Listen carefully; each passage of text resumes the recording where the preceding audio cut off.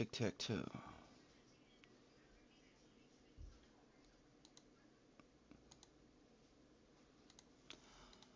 Do you like Zero Build or do you like Blitz?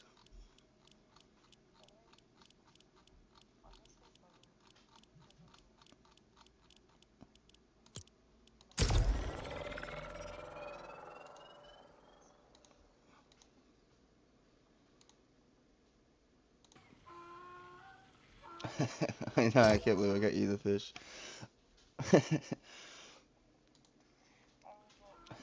I know, I can't believe I didn't know whose voice was who yet, and I just heard someone say, "Hey, they want the fish," and I was like, "Oh, I thought it was you."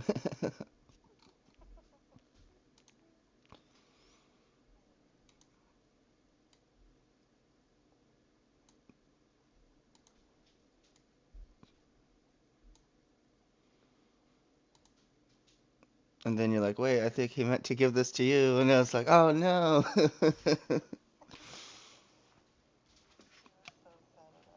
Yeah,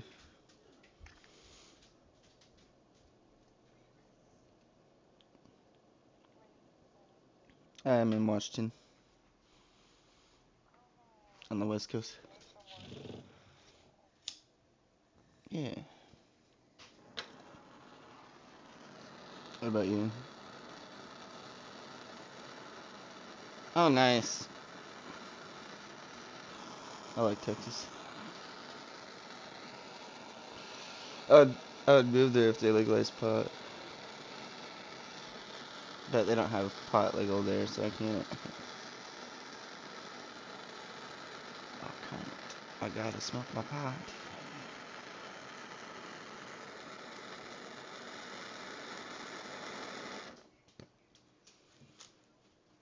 How many skins do you have on your account?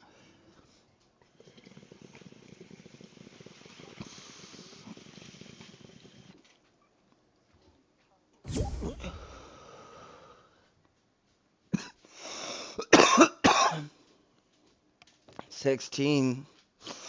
Do you just start playing or something?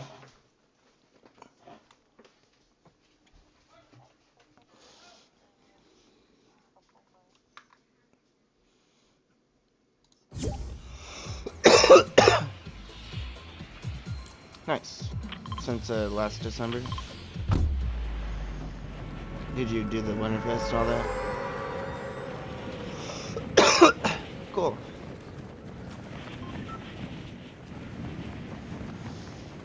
I know when I first started playing, I had just the Winterfest with the Millennium Falcon glider.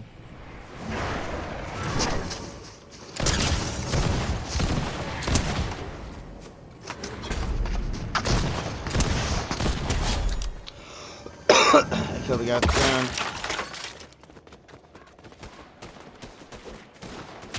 There's a crown for you down here.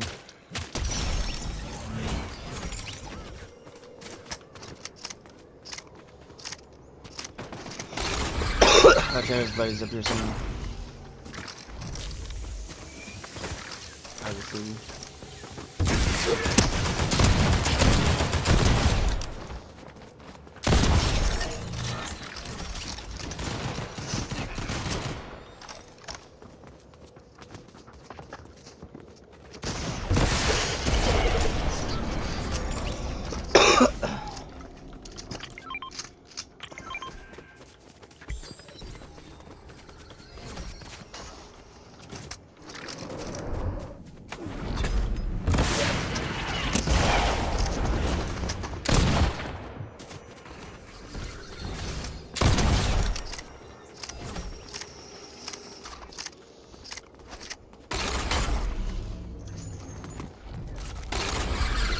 Nope.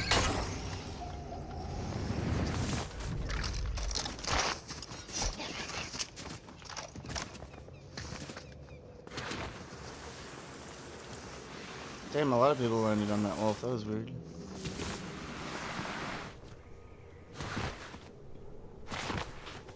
I think one got away because... Oh, you're good. You don't have to apologize. I understand.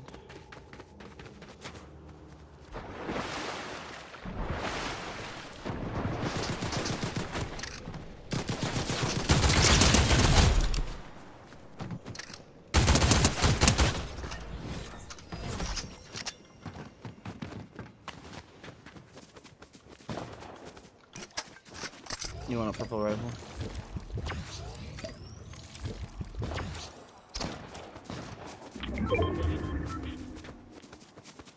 Yeah, the hull is awesome.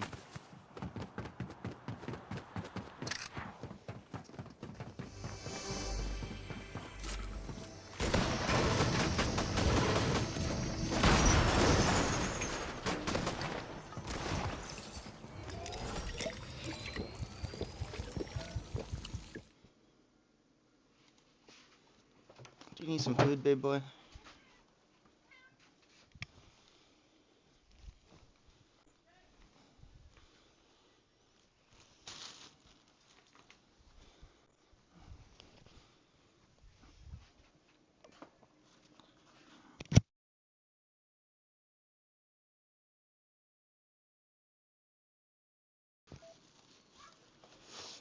I'd give you a nickname, the cool girl Delulu.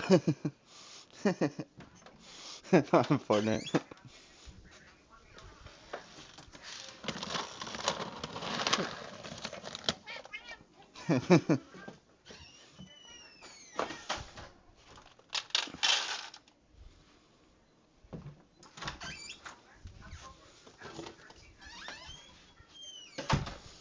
Big boy got some cat food. There you go. I'll get you some water in a bit.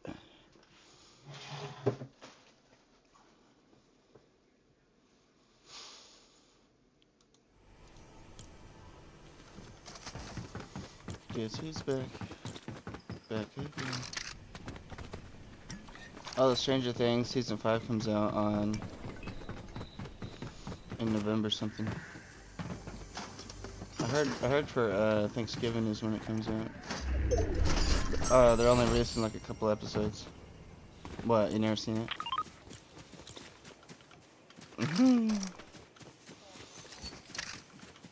It is.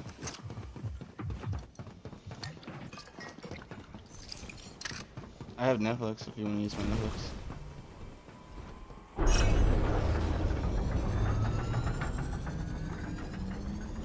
Nah.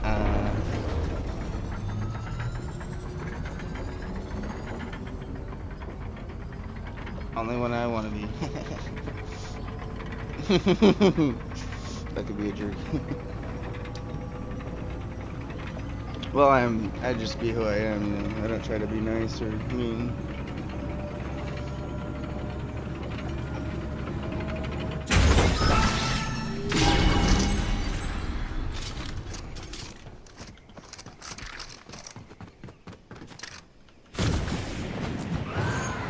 No, but I can get it.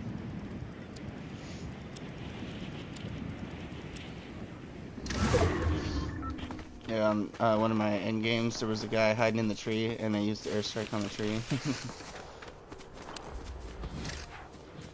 I was like, well, if you're gonna hide in the tree, well, here you go. Catch. Oh, thank you.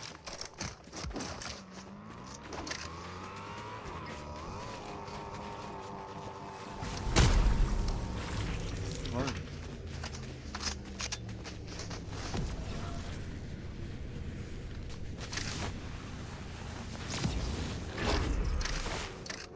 Here comes another card.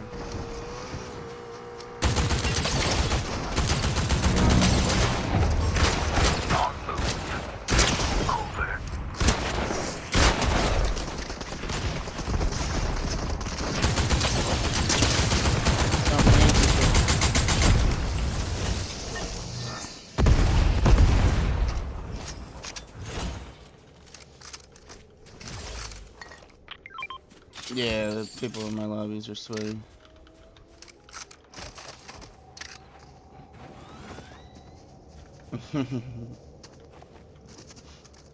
I'm okay.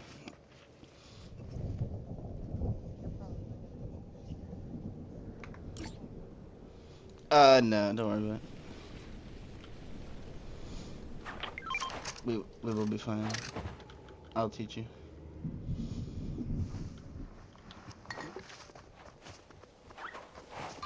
Want these skibby snakes?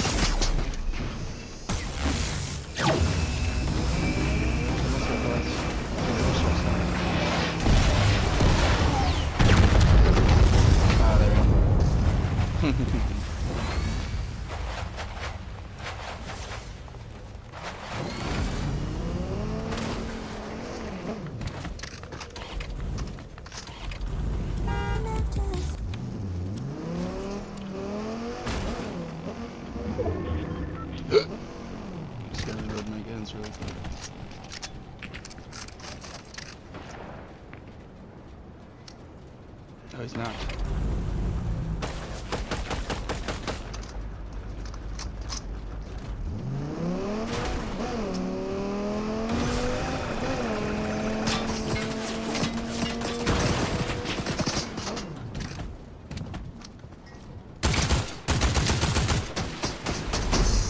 Oh, watch out.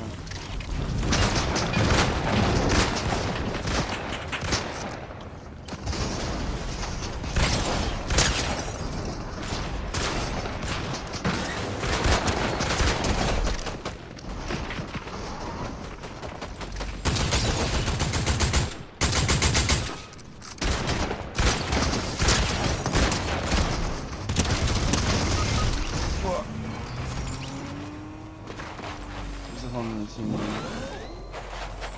think they ran for it.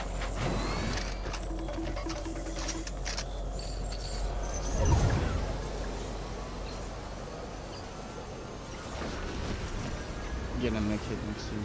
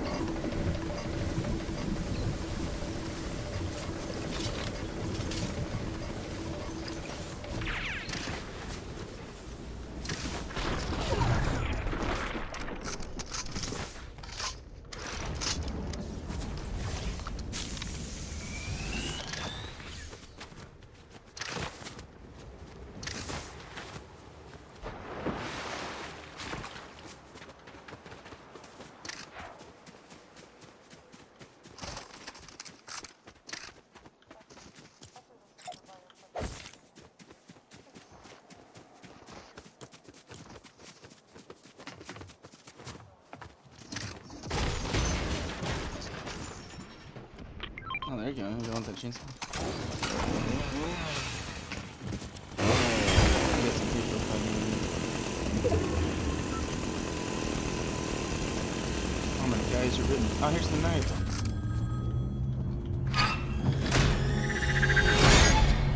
It's a scream.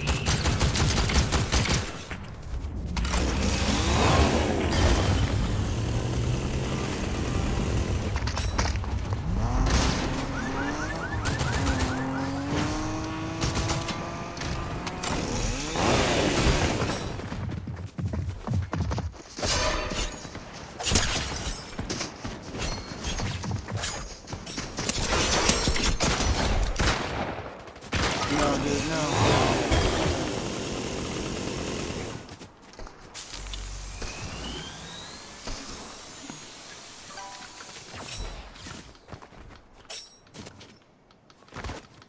Come here, please. Oh.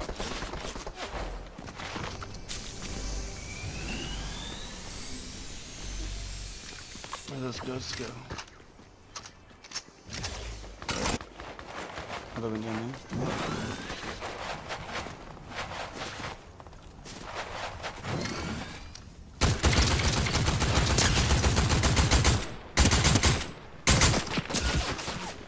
Oh god.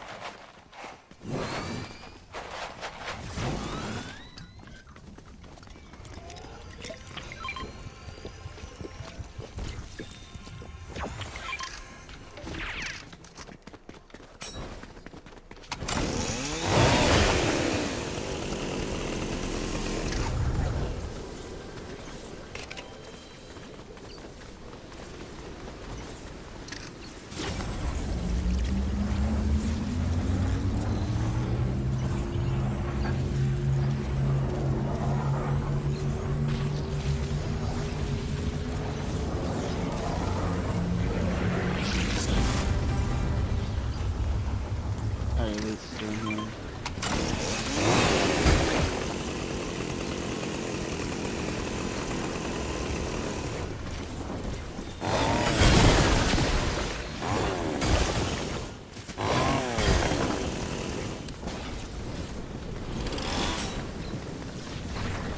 Grab this car and I'll meet you.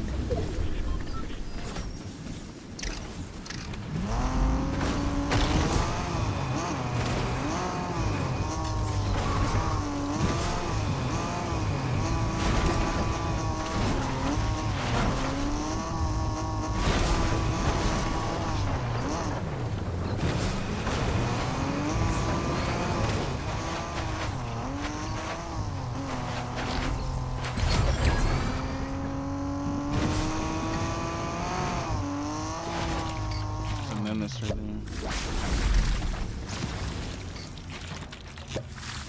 I didn't know that feels out.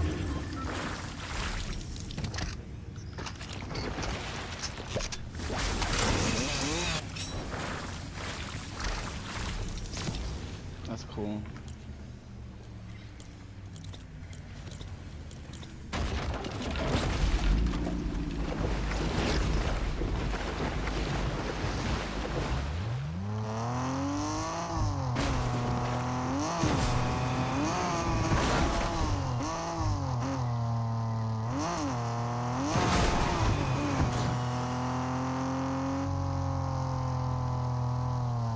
I think I had this car if this is the Godzilla one.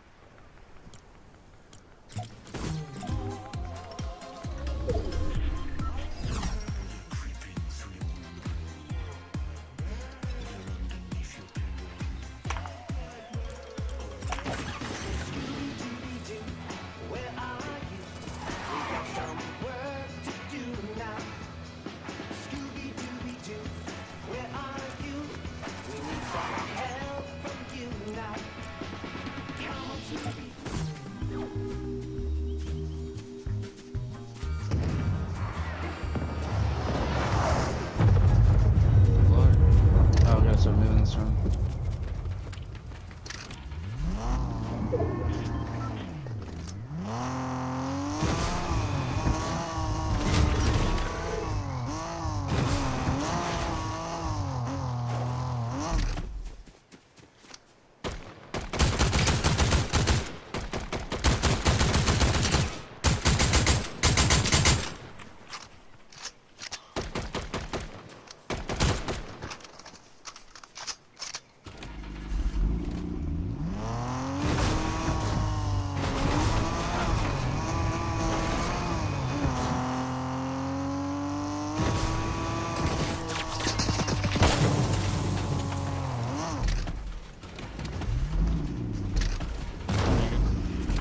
Putting the car out of range.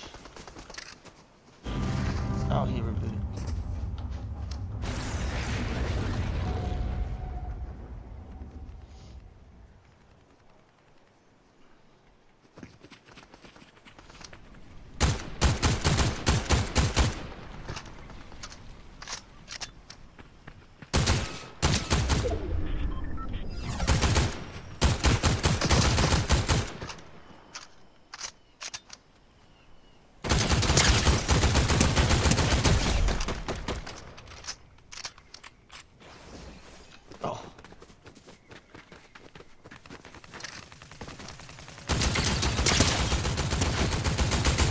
Oh, he's white. Oh, he landed in the tree, knowing. Boom.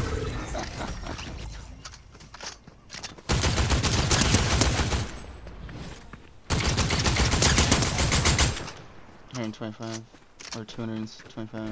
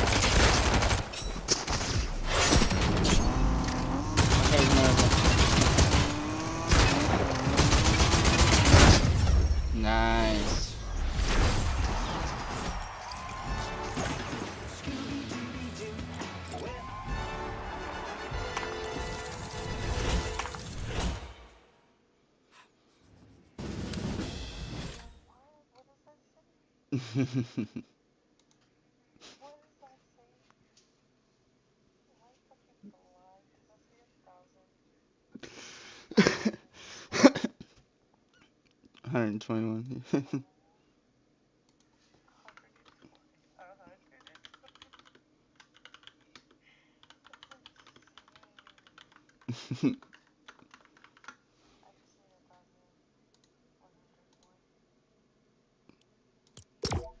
You'll get there. Yeah. It would a lot.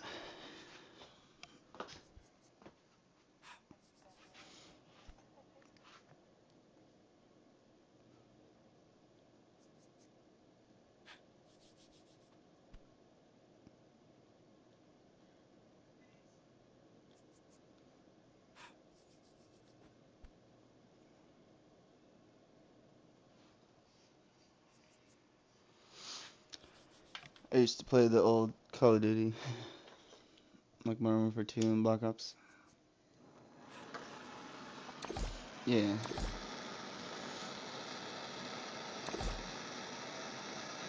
I've played Call of Duty for like 16 years. Except for some of the newer ones I didn't get. Like Cold War and some of the Modern Warfare remaster. Like the first one I didn't get.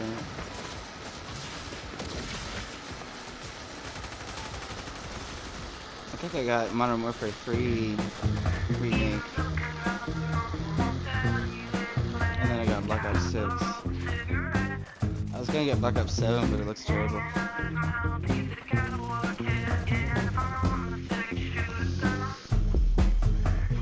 I'll probably end up getting it anyway, because I usually get every Call of Duty.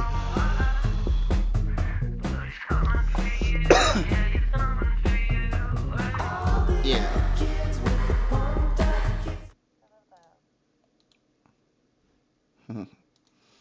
Yeah, I've played like hundreds of, maybe 1,000 games.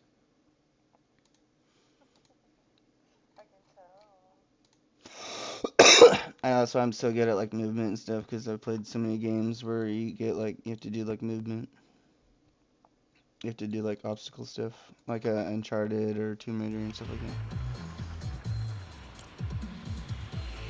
that.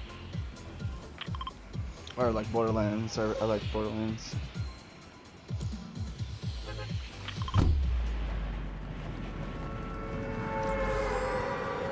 Apex Legends, yeah. It's hard because you pretty much have to have good teammates, or at least ones that'll listen to you and not run off. I played that, and then all my teammates would always fight with each other. They'd start like going off about some random bullshit, and I'd be like, Jesus Christ, people, we're trying to work together here.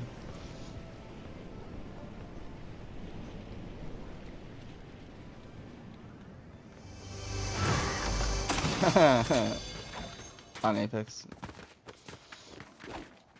That's awesome.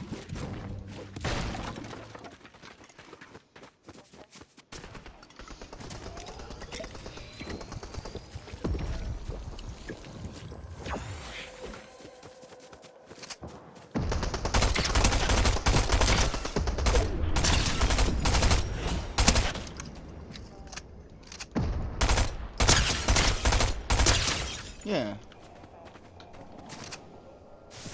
Don't feel bad. You're not bad at the game, you're pretty good.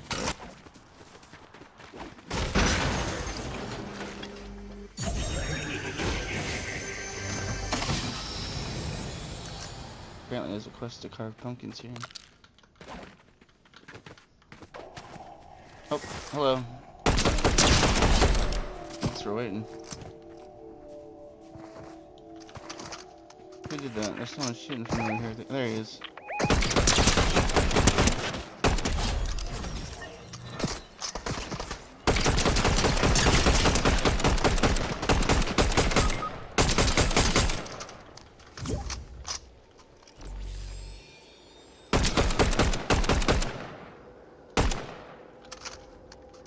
I'll have it on open.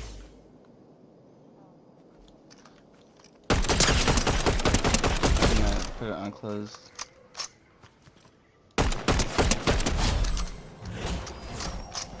While you're down there.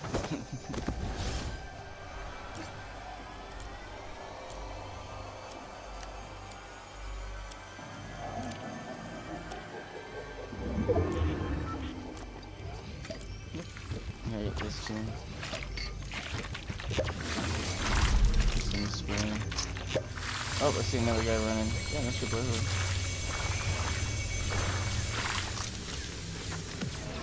It's like rain. See on here?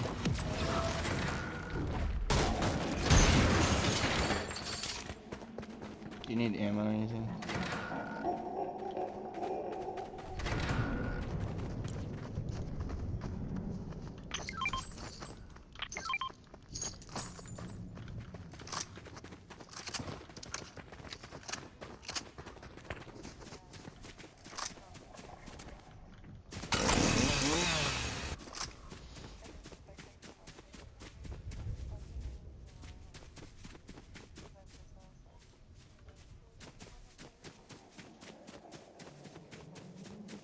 Oh, what the hell? I wouldn't do that. I mean, I'll make fun of you, but not about the game.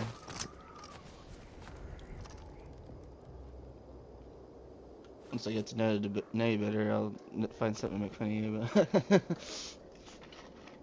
But just playfully, like not to be like a jerk or nothing. I just like to be like a tease.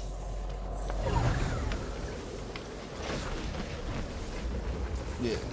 Like my friend, I got that guy that we were playing with the other day, Steelhead. I got him to download Fortnite, and so he's kind of new.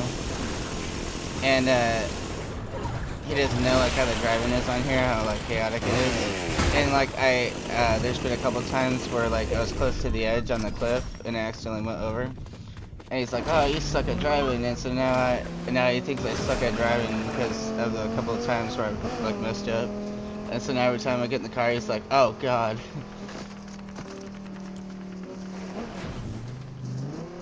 But I don't let it bother me. At first I was like, "Are you fucking kidding me?" But then I was just like, "Alright, he's probably just kidding around."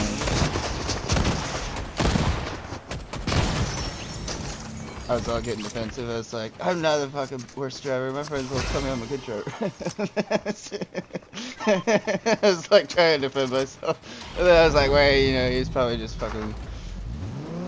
So now I just don't even care. I just like get into him like, "Yeah, man.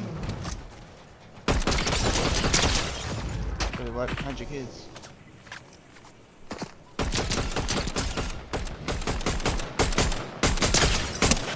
Oh, give me your rifle ammo. I just need like 30, thank you. There he is, he's running. Oh, I didn't even see that. Oh, he dropped her.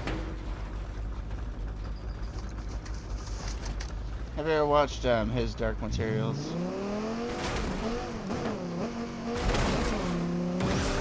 Do you know what it is? No, it's a TV show. It's called His Dark Materials. Have you ever watched the movie The Golden Compass?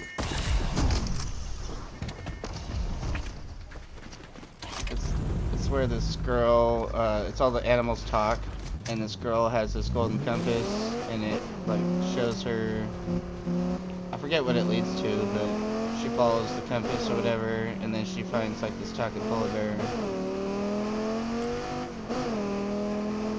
And yeah, but they made like a TV show. But the last season of the TV show is so fucked up the way they ended it. So it like made me like not want to watch it anymore. But it's a really good show, like the first 2 seasons. But then the ending is just terrible. I was like, no. It was just like really fucking sad. And I was like, I will never watch this ever again. It's like, this is too sad for me. It was so good until they ruined it.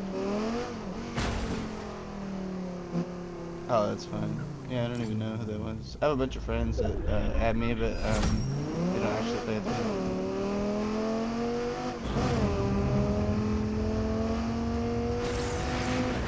Like, I have like 700 friends on here. But I only play with like 10 or 20 people. And everybody's usually not online at the same time.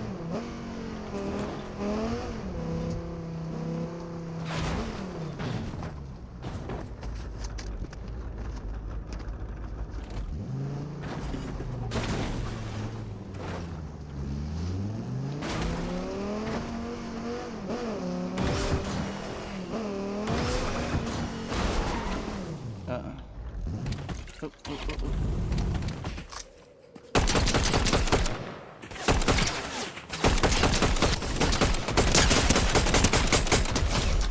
Someone's trying to freaking airstrike us. Or shoot a rocket launcher or something.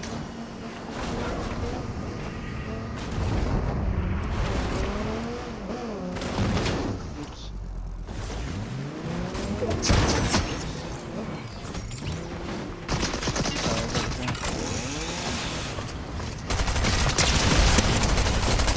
Nice.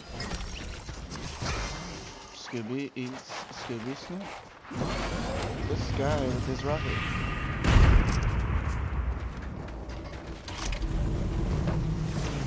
Jeez.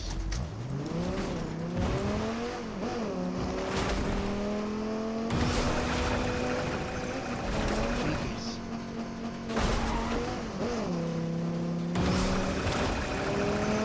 Hopefully nobody blew up the gas station. I think I missed my time. Yep, I missed my time.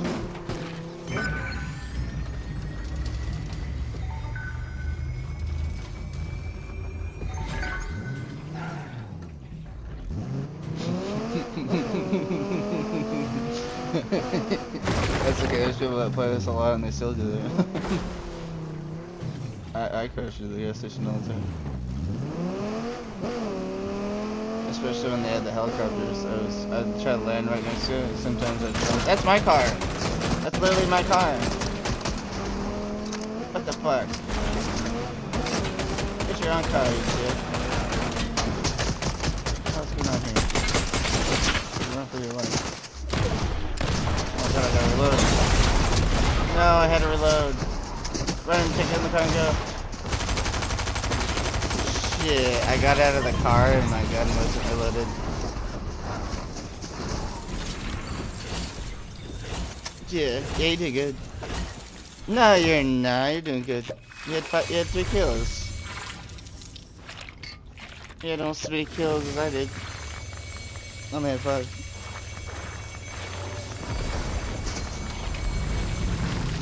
So you're doing good, and these people are sweaty people too. It's just not like you're killing bugs.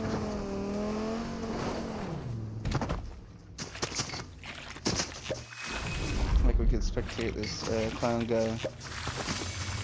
Oh. Oh yeah, you're good. Take your time, I'll take a dab.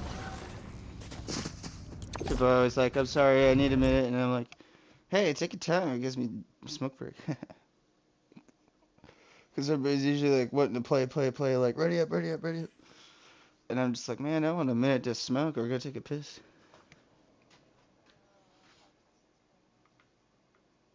Because I don't mind playing like back to back, but I like to have a break every once in a while.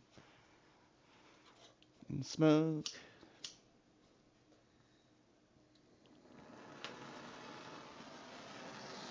So I made a Kick the other day and I started streaming on Kick. Yeah, I heard that on Kick, they don't take like 50% of your income that you make, like YouTube and Twitch does. I think they take like 50% of your whatever you make. But on Kick, apparently you get 95% of everything, and then so they get like 5%, which isn't really anything. And then for your subscriptions that people buy, you get like 100% of that. Yeah, so that's pretty cool. So if like someone was to send money or buy something on Kick, I would get like pretty much all of it.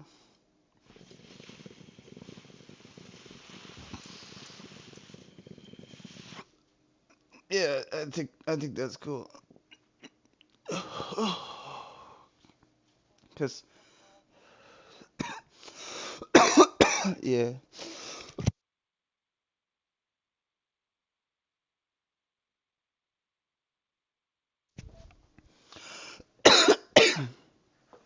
I haven't made anything yet, but that's because you have to hit like a certain threshold.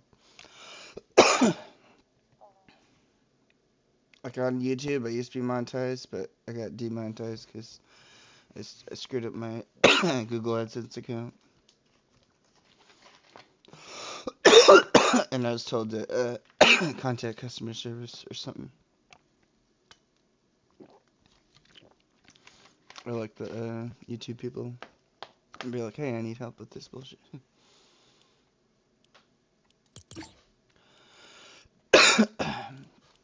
Because the Google AdSense is all fucked up, and apparently you're not supposed to change your email. And I think that's what I did was I changed my email on it, and then now it's all fucked up. I just didn't know what I was doing because I'm not good at that kind of shit. And then when I YouTubed it, it was all a bunch of Indian guys who like hardly spoke English. They were like, and I'm like, oh fuck. And then there's like no subtitles for it either for English, so I'm just like, have no idea how to fucking. So I was like trying to find people that already had their shit monetized to help me. But even people that already have done it, like still don't even know like how to help because it's such a complicated thing. So they're like, you should probably just contact the support people and be like, hey, I need help. So I thought I was gonna have to make like a whole new channel or something.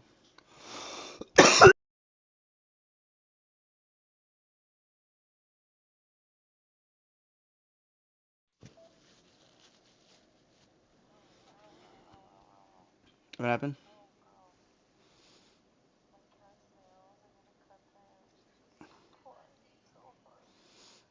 Mm, yeah, no, I don't cut my cat's nails and he cuts shit. Well, he doesn't clutch shit me anymore, but my cats I used to have, they got me pretty good a couple times.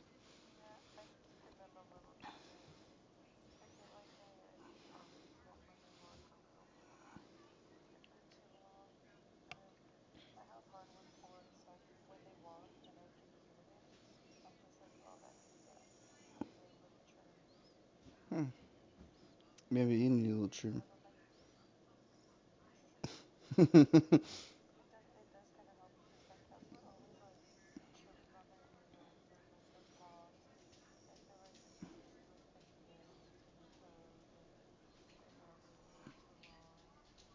Oh, really? Hmm. I used to have three cats, but two of them died. My boys. I know, it's sad. My big boy, he died on just on Christmas Eve, like in the middle of the night. It was fucked up. Yeah, it's one of the worst things I've ever had to go through. This is my two boys, and then I just got big boy left, and he's the dad of the one that died, which is sad. I think he got sick, and we didn't have money for uh the vet at the time, and I think it was during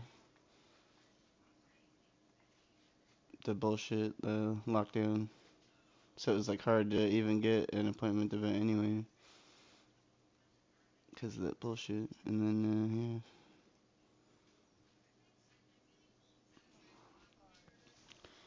yeah, it's alright. It's just hard to when you go close to your buddies, and then all of a sudden they're gone, and it really sucks.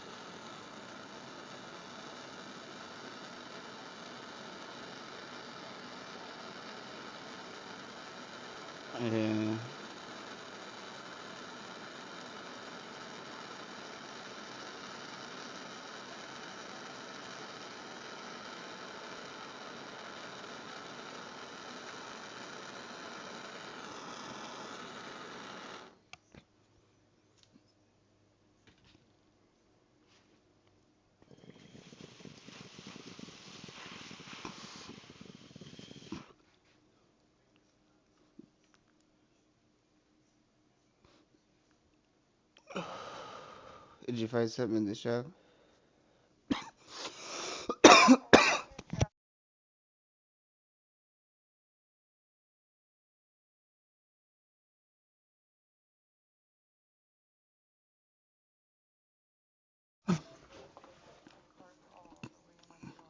Can't you link your accounts and it'll show your skins? Like I thought you could link, or maybe you can't. I think it's only if it's only the same account but like different consoles. I think you can link your, like if you bought stuff on the PlayStation and the Xbox separately, I think you can link them together to combine it. But I don't think you can link two separate account things like I was just thinking.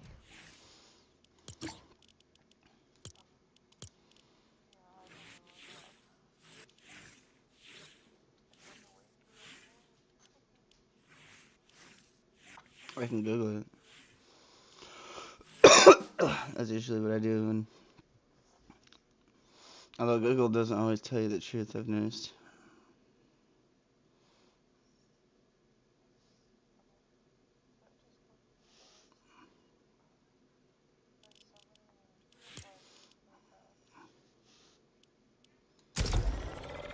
Stairs. Can you link to Fortnite accounts and share skins? No, you cannot link to Fortnite accounts and share skins.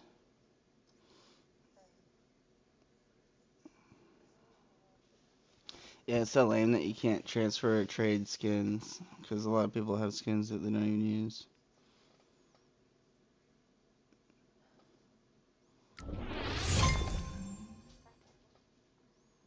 Yeah.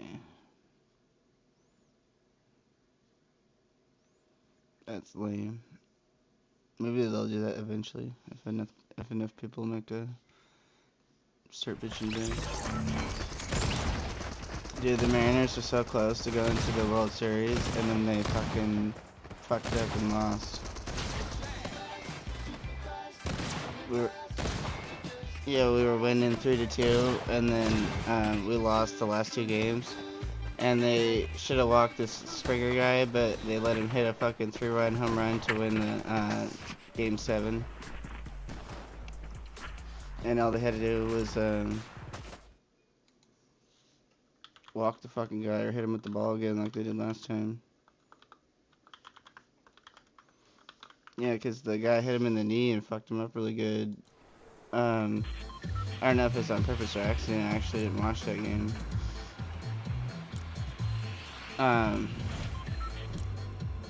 Yeah. It's just annoying because they knew that guy was good at hitting the ball, so they shouldn't even let him have a chance to hit the ball. They should have walked him. Well, I don't think they should have hit him with the ball on purpose, especially after they just hit him in the fucking knee like they did. Like they should have just walked him.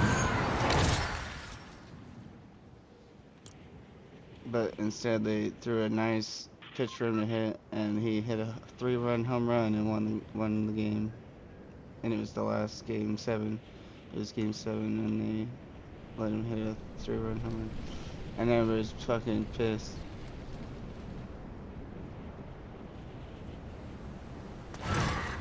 Yeah, and a lot of people think it's the Dan Wilson guy's fault because he pulled Brian Wu, the pitcher, out and put the other guy in. And then the other guy, the Rosarina guy, he's the one who threw that pitch to that guy. And I feel like if the Brian Wu guy was in there, he would have been smart enough to know to not do that. Because Brian Wu's like the best pitcher apparently, but he just came off of an injury, so he hasn't really been playing. So they didn't let him play as much as they should have. They let the other guy in, and I don't think they should have done that. Yeah, because that guy hit a fucking 3-run home run to win the game.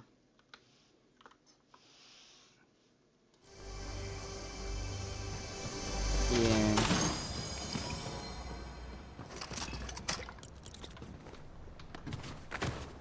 But that guy hit the home run, that Springer guy, he's like really fucking good. They have a lot of good players on the Blue Jays.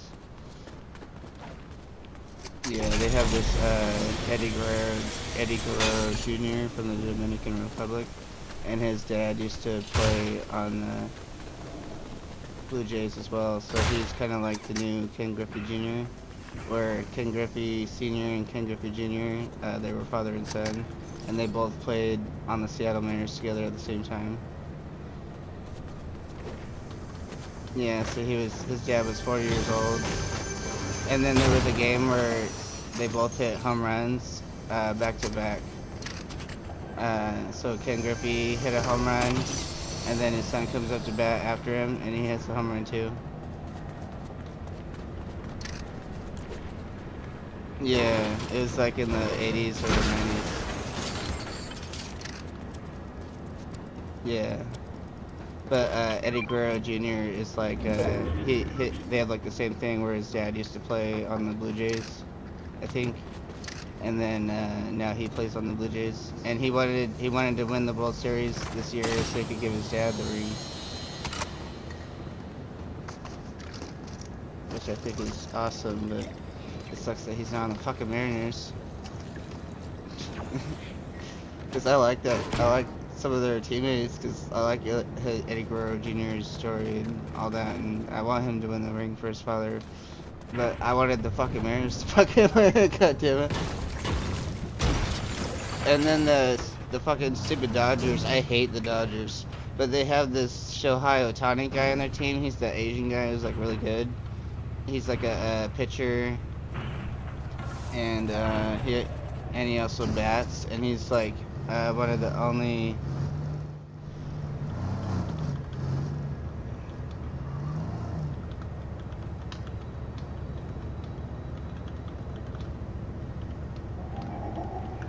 He's one of the only people to be really good at pitching and hitting. So he struck out 10 people and hit 3 home runs in the same game. And the 4th win against the Brewers to make it to the World Series. And everybody's saying that that's like one of the greatest performances ever, because he hit 3 home runs and struck 10 people out while pitching, which is insane. And one of his home runs, he hit it completely out of the park, like the ball left the stadium. Yeah, it's fucking nuts. And I was looking up his autographed baseballs, and they're like $70,000. Like that's like I was wanting to get his autographed baseball, but then I saw like they're like $70,000, and I'm like, wow, I guess we'll never be getting one of those.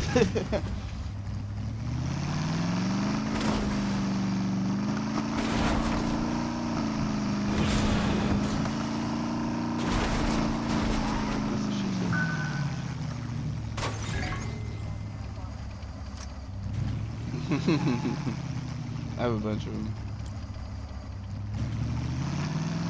Yeah, I got like almost 20.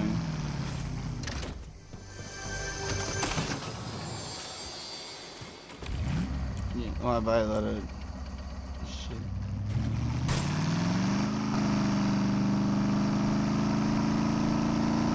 Yeah, I bought like 27,000 V-Bucks in the past last month.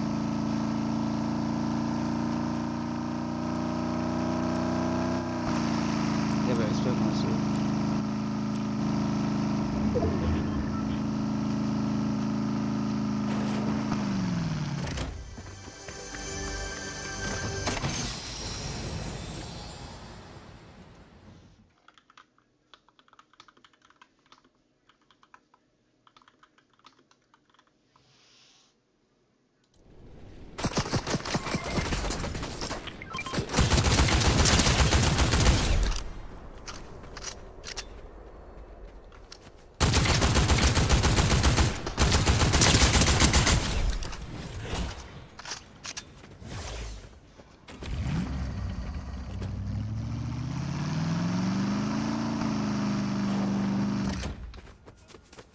I love it too.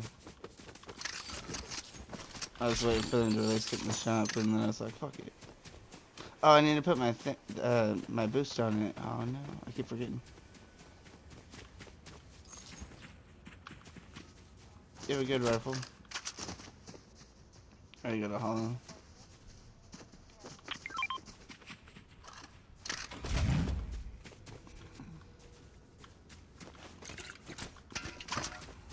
Did you pop your knuckles?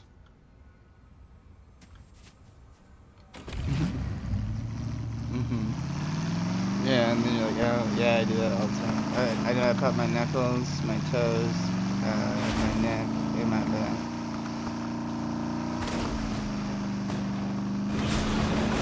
Oh yeah, I could do my shoulders and my knees too, but I don't do that all the time.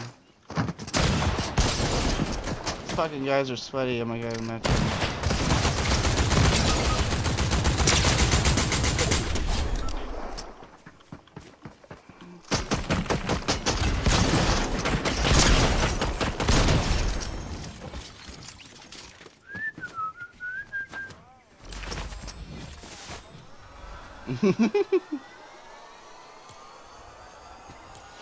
What you talking about? I'm not sweaty.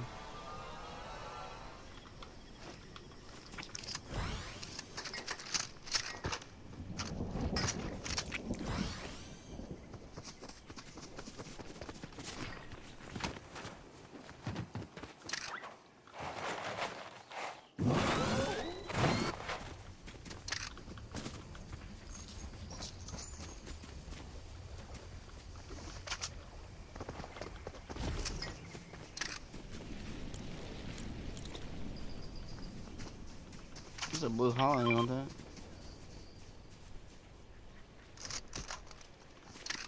Oh, thank you. No, I'm just kidding. No, you can have it. You like furries? Oh no, I picked up the blue one. I like the guns with scopes now. Oh, wait, hold on a second. Let's do it.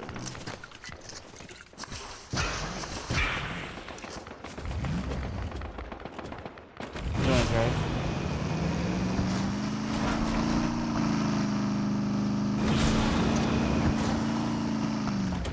To let go.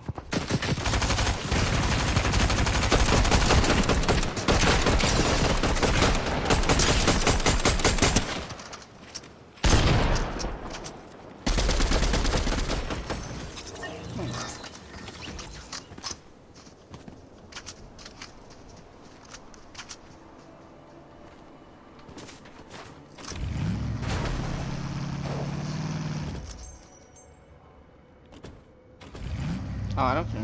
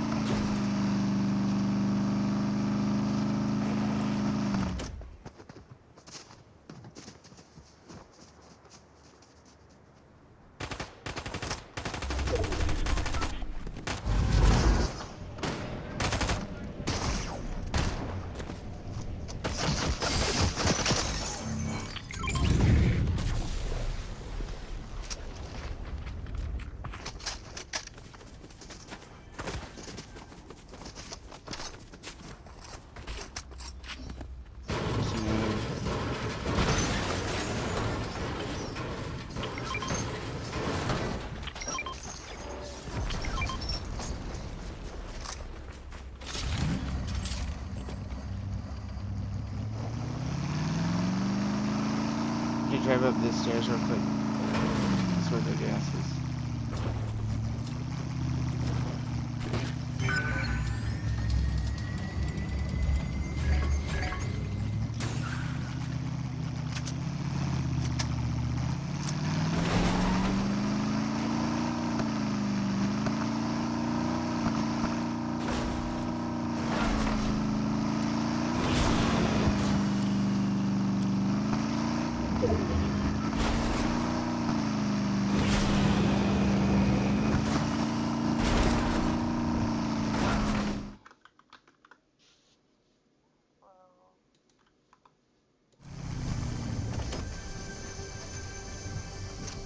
What was it?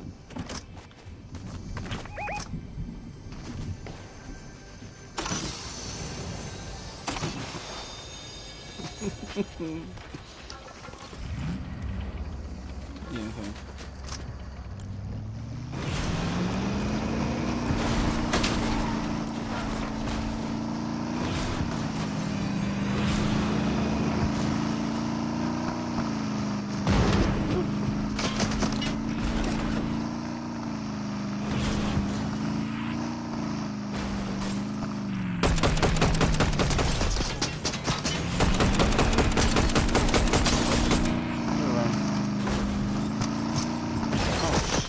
With me.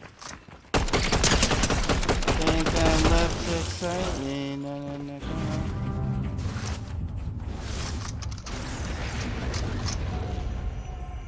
You know what that crime?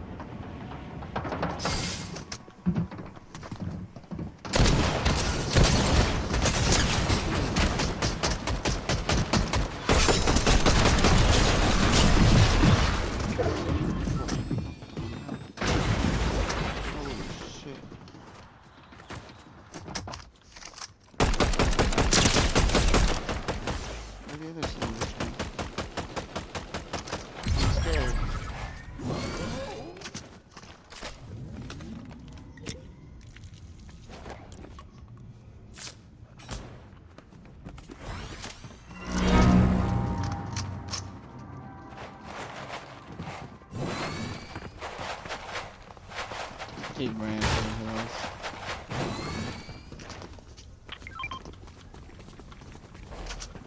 hills. Yeah, he's scared of you now. Nah.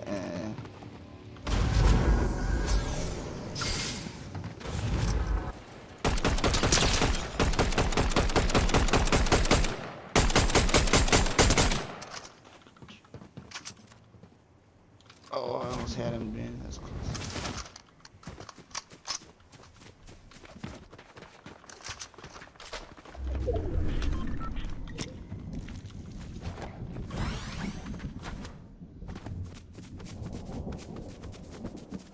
Nice, did you get him? No, I got some Scooby snacks.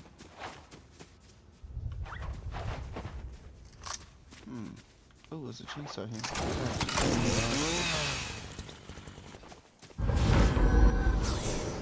You may have a car or did it blow up? Oh, there's a car over there. Help.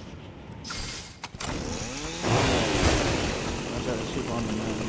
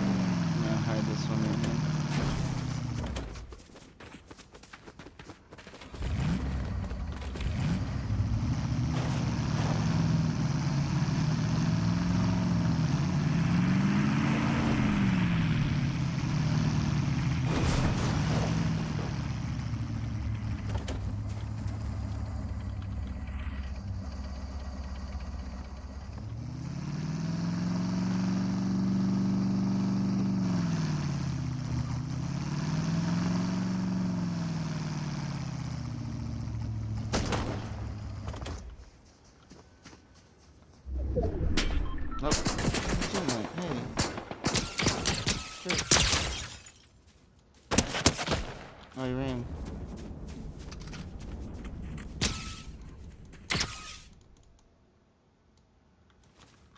My gun lost sound. What the hell? Oh, it's just this one gun. What the fuck? Let me drop it. Okay, now it's working. Thank God I played this game before. I'd have been very good. Oh, you wanna get in the cars and go?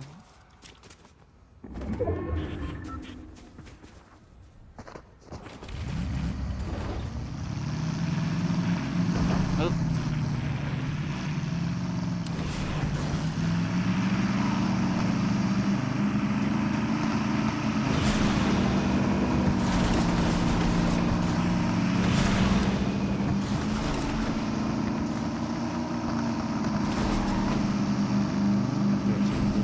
Oh, there's a chainsaw there too.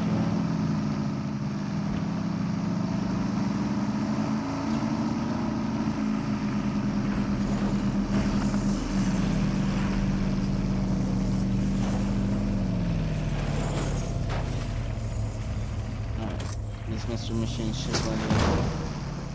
Oop, excuse me. Oh, no, you.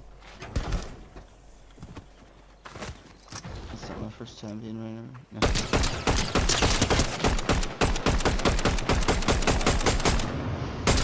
Step to the right.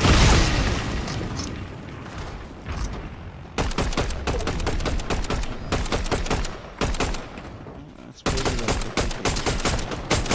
shit, jump.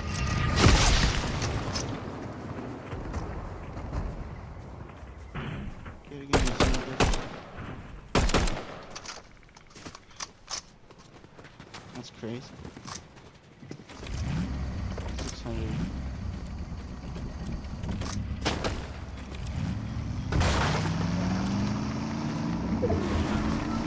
Oh.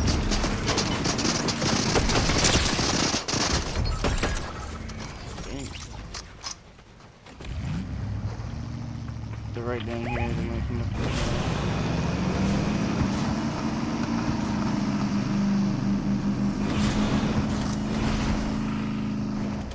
Oh. Oh, he did the same thing.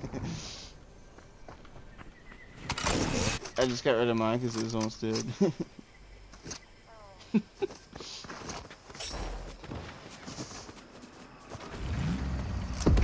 Oh, it just blew up. Alright, I think they're down here.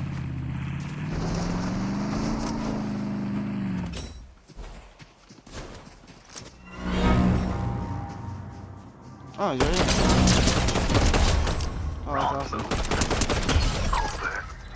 Oh, yeah, I can get a crown. Hello. Sweet. I got that crown at the last second. Awesome. Oh, hey, he had how many do you have in the other game? Hey, you got more kills than me.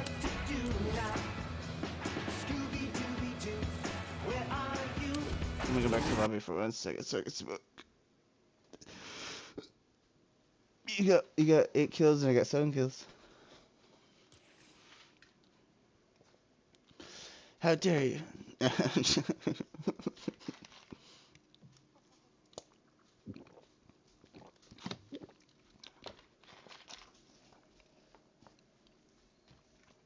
I have over 51,000 kills on Fortnite.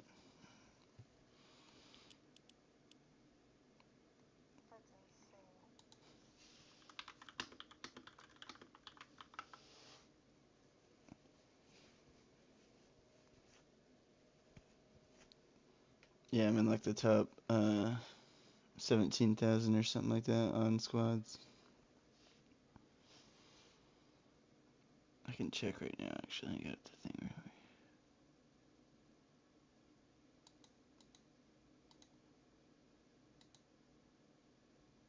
here. Or no, 73,000.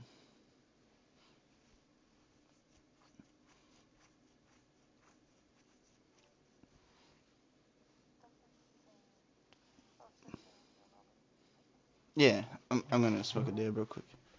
Smoke a dab. Yeah, and wins I'm at number 73,501, and kills I'm at 87,970.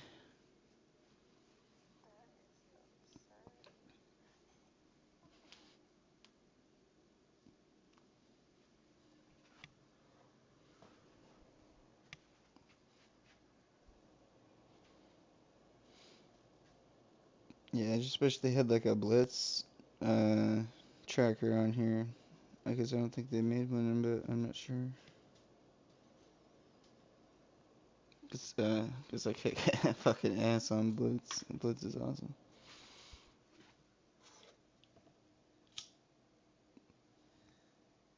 And they're only like 4 or 5 minute matches too. The blitz ones.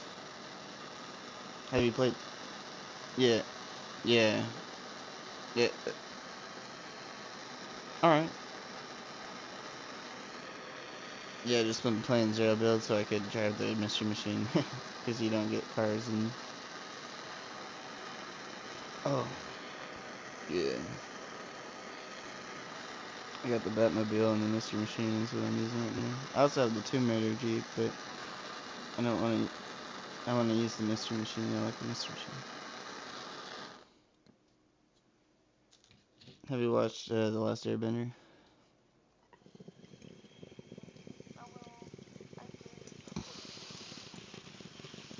You know, Appa the Flying Bison. You know, Appa the Flying Bison. They have him as a glider on here. Yeah, they have a. Yeah, well, not in the shop, but I have him.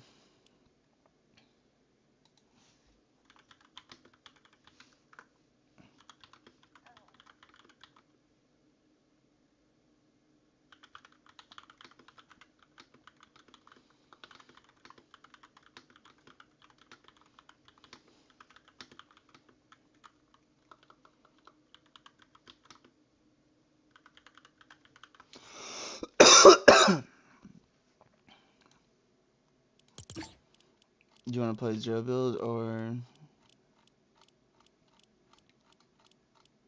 Blitz?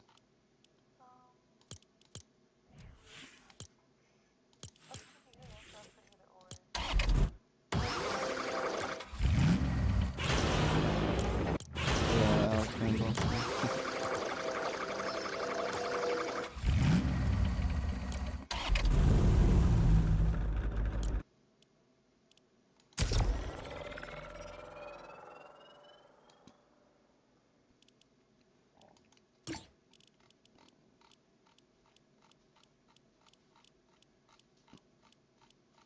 One of my friends might come play a couple matches before he goes to bed. Oh, wait, cancel.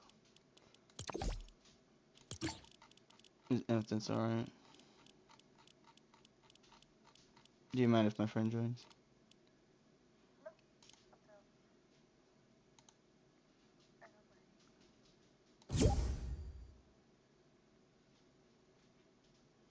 I don't know if he has a mic. Let me put up my party on open. I forgot that it probably won't let me send invites.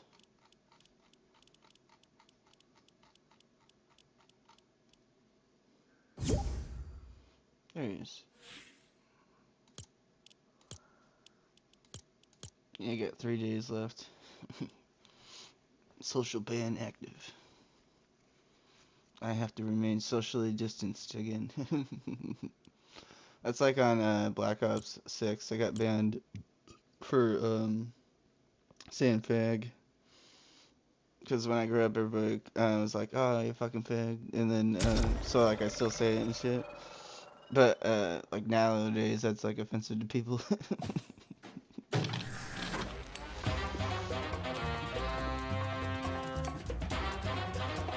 Black Ops is very upset.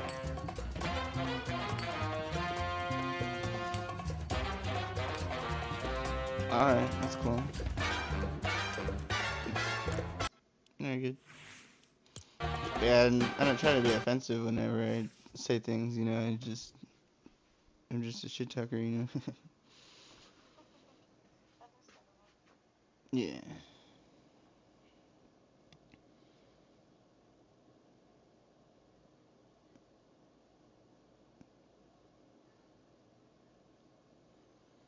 Yeah, I'm trying to say different words and not saying that. Cause I don't mind that. I don't mind saying it, you know, but I just don't like offending people all the time. Although I try not to. I try to just be myself, you know. But at the same time, I try to not be a complete jackass sometimes, you know. Like I quit drinking and stuff too. I'm almost 5 months without drinking.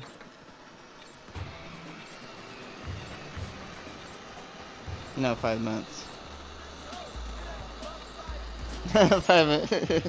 I've got 5 minutes without drinking. I'm doing it.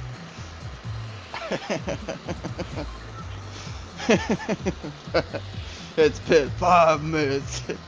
I quit drinking 5 minutes. Yeah, I kind of mumble and I talk like Ozzy Osbourne.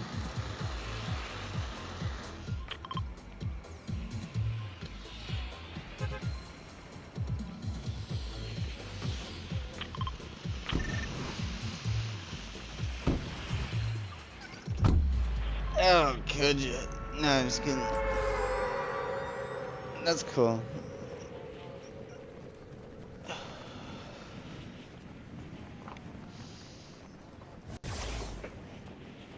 Yeah, I like drinking. I just sometimes I act like a jackass when I drink. Yeah, like a jackass. Like I don't know. I just get really loud and I'll talk a lot of shit. I don't know. I have a little bit. What? The knife? I didn't. Oh, I didn't know. Nope.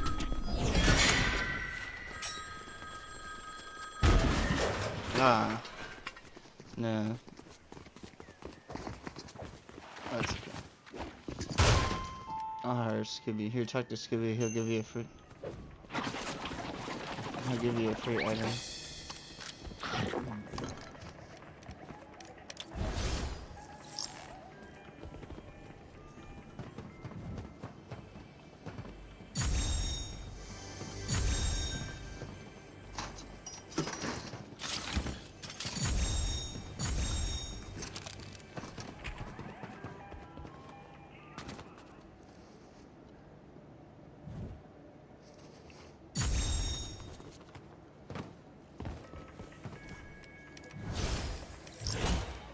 This makes sure I get a burger.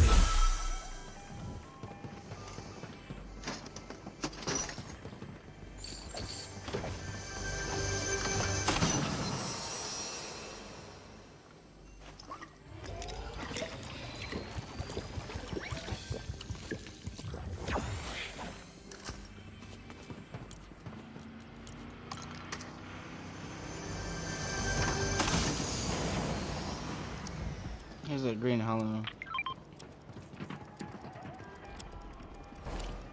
There's a quest you can do in here if you talk to Shaggy.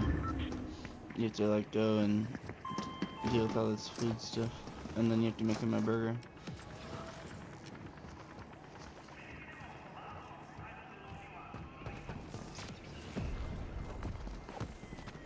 Did you get the food quest? There should be a bunch of stuff everywhere.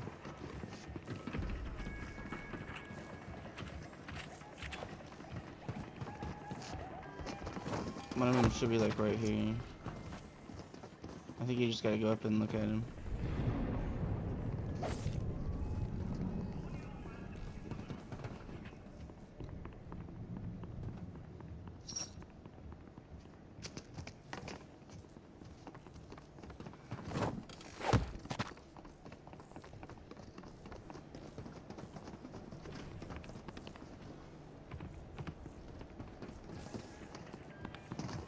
Did you find them all?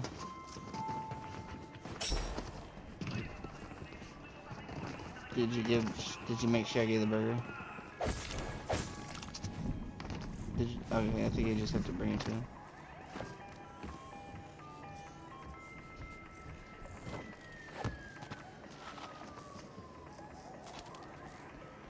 Did you get all the food items? Yeah. Yeah, and then you cook the burger and then you have to bring it to him. And it should be the one all the way to the right with the hand.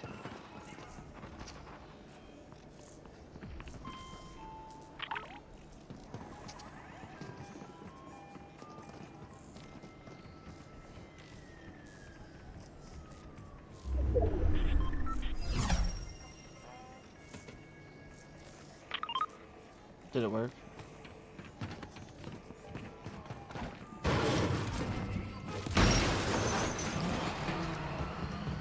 Well, we could always do it in another game if it didn't work. I tore the bunker in. I was gonna hire Scooby.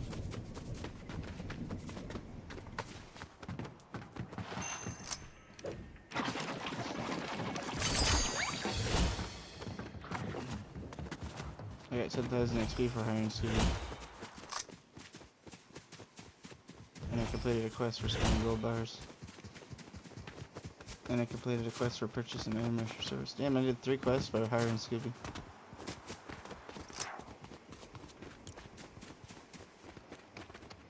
You can help us solve the crime. Scooby, help me, Scooby, Scooby, help me, Scooby-Doo. I got some barrels here. Ooh.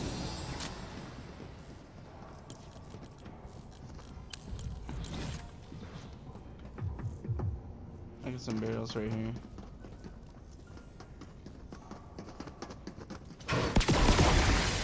There's one more. Nope. Finish this.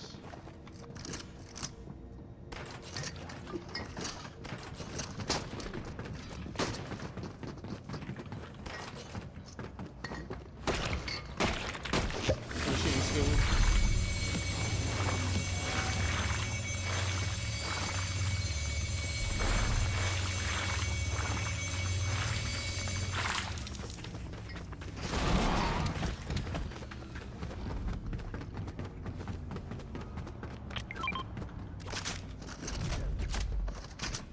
You can help us solve the crime. Scooby, pup named Scooby, Scooby.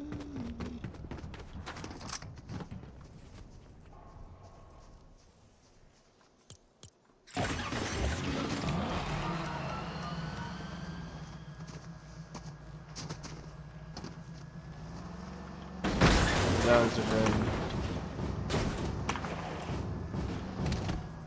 Nope.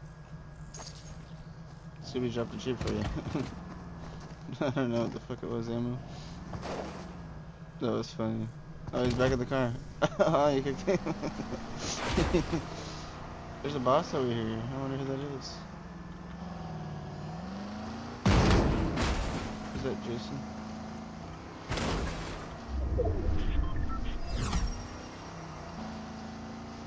They're aggravated. They're fighting someone.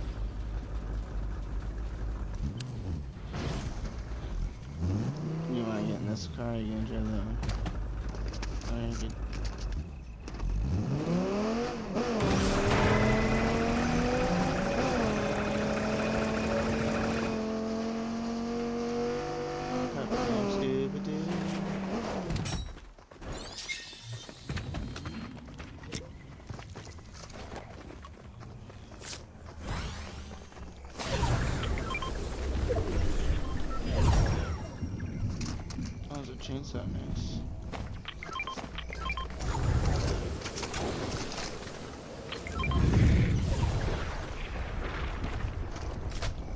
Just make it here.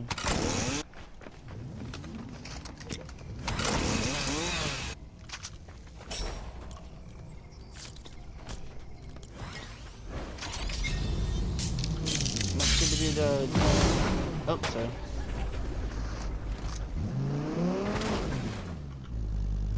I was looking at my Scooby-Doo thing and I was paying attention to where I was going. You said Scooby-Doo died and I was like, nah, fuck it, Scooby. He died in the storm. He didn't teleport to me like he was supposed to. Uh-oh, okay. Maybe.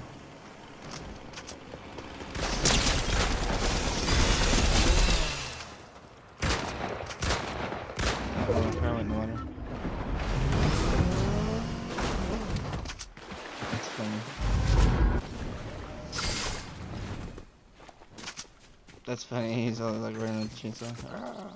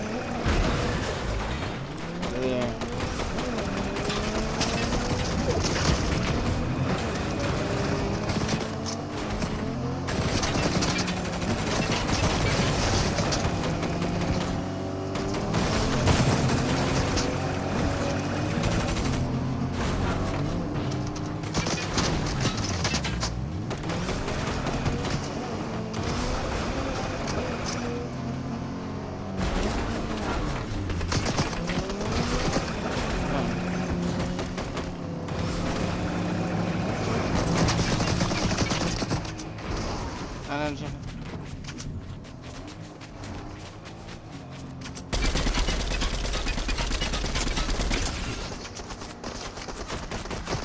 Oh, one's another.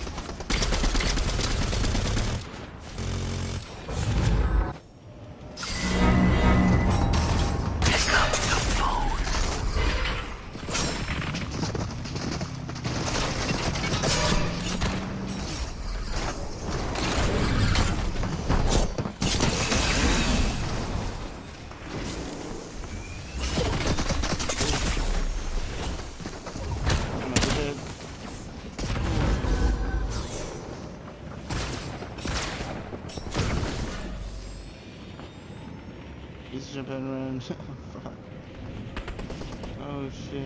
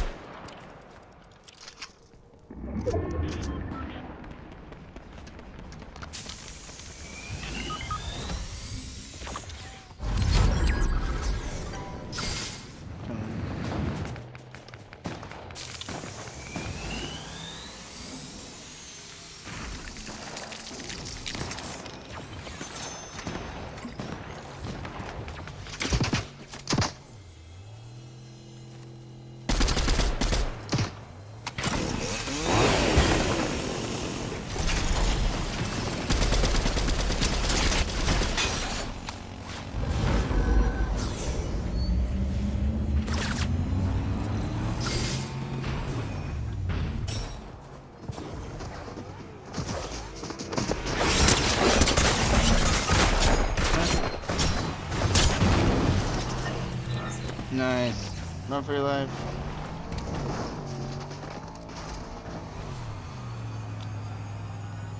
My hero.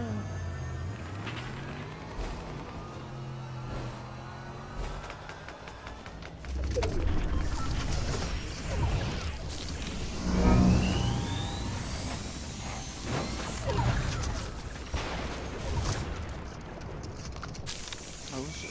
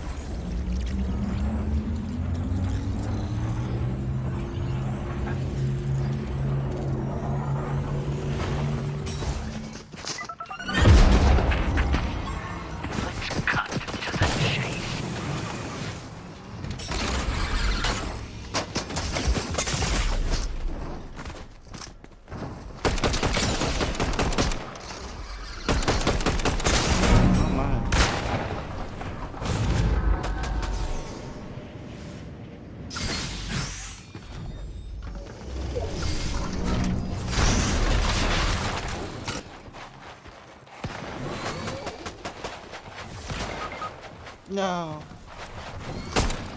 How dare you?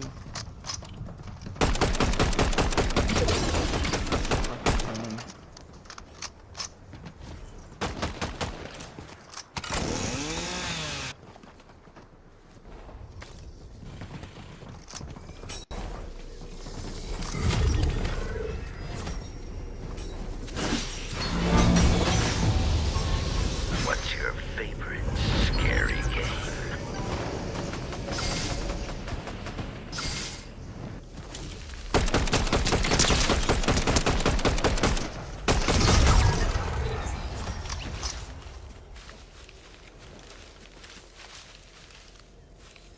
Hey, that was supposed to be for me.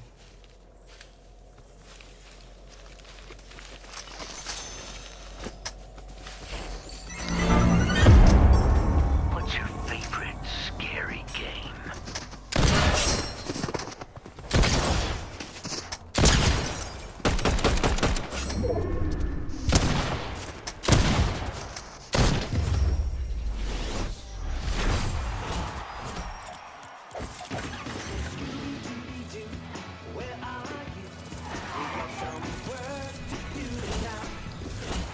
was awesome.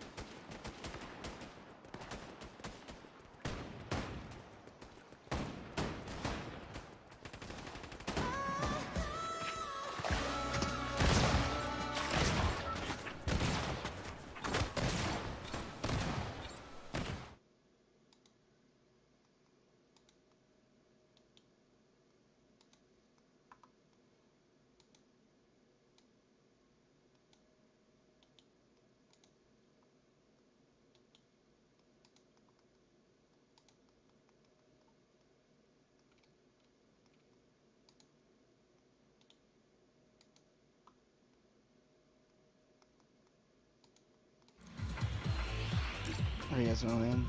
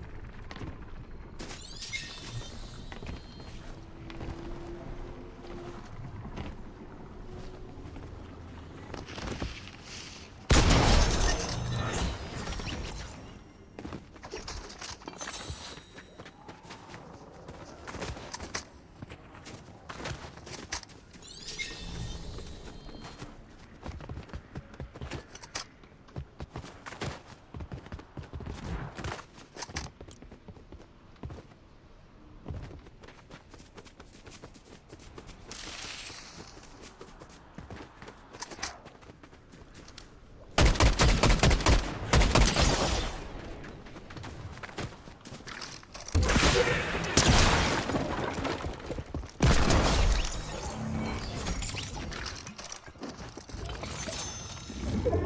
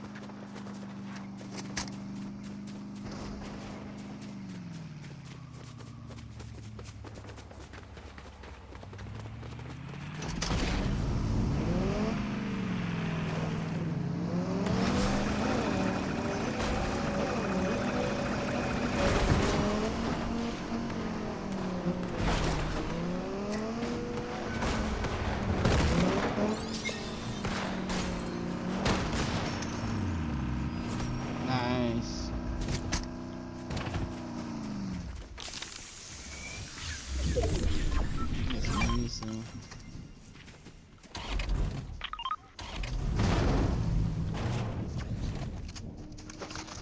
Oh, bro. Oh, no, jump on those please.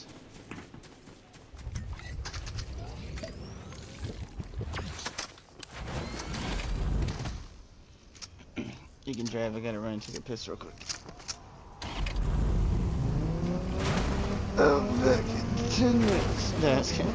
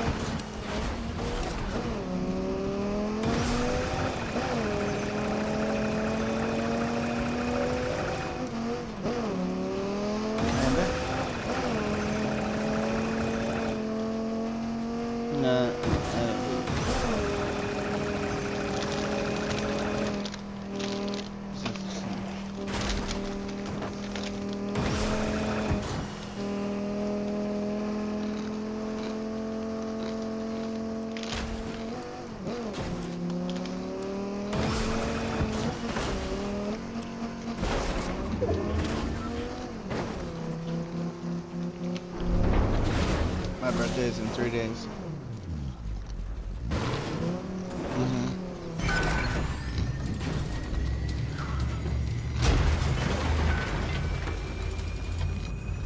Oh wow.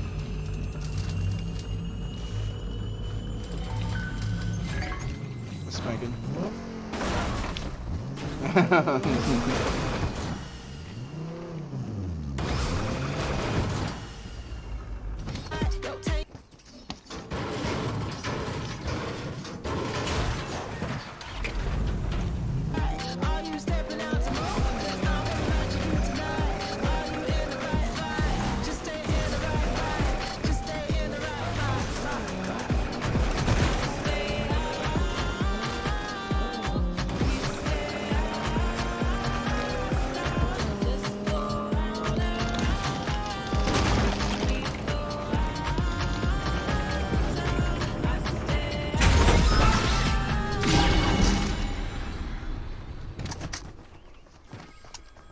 Nope.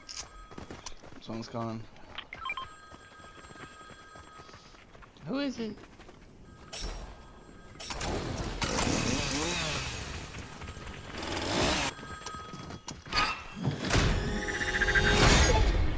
It's a scream.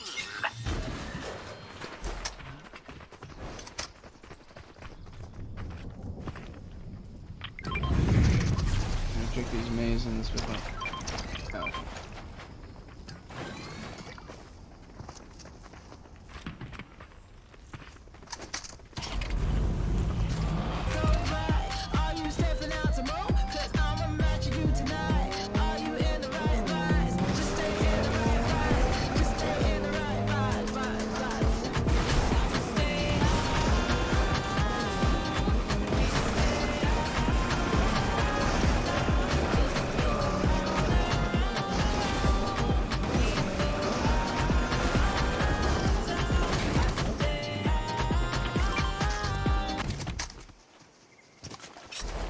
Oh, that's true.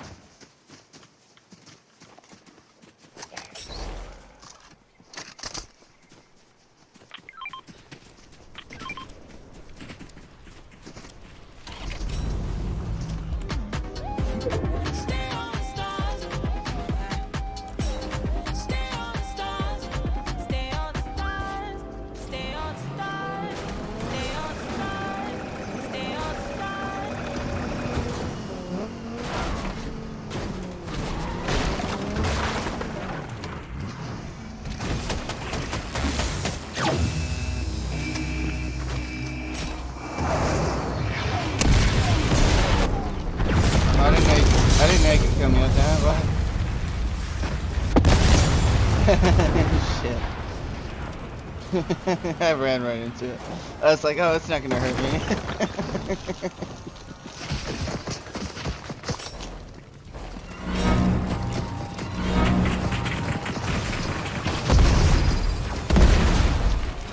Good lord. Run.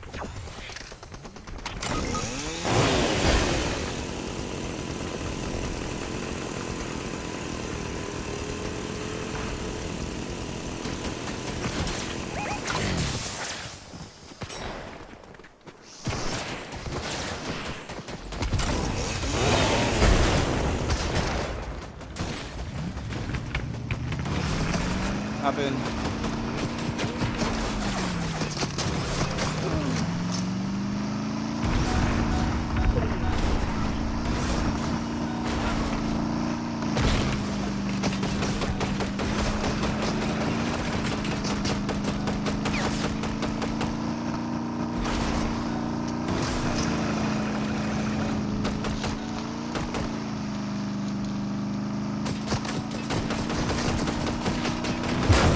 Wrong.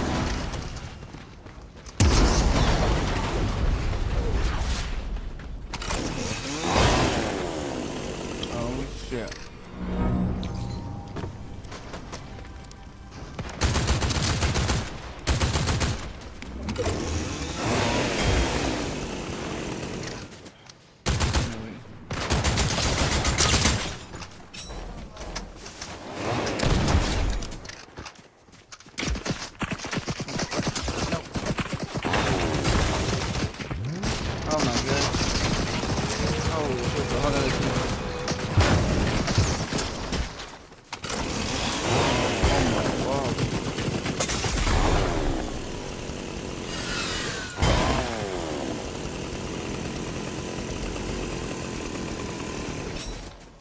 Miss Jackson.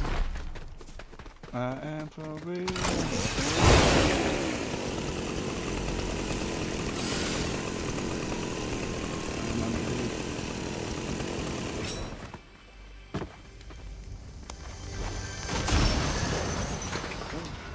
Unless I find a brim.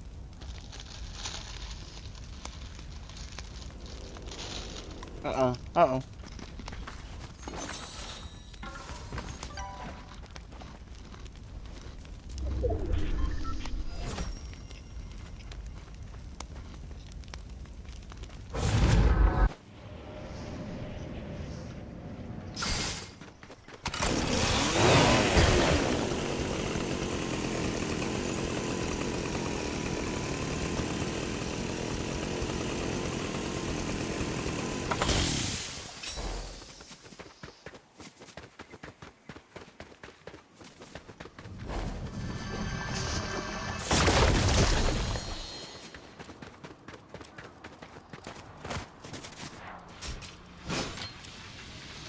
That team is sus.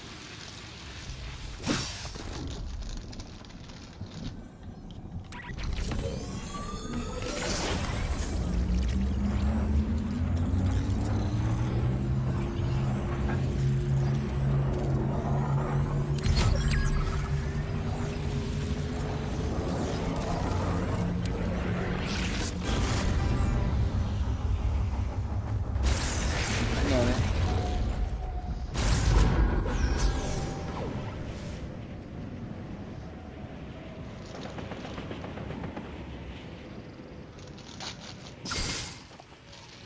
Uh-oh. Wait, I need a cracker. No. Fuck.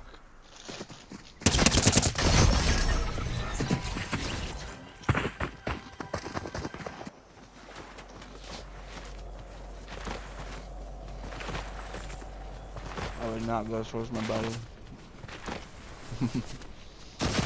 Oh no. Because of that.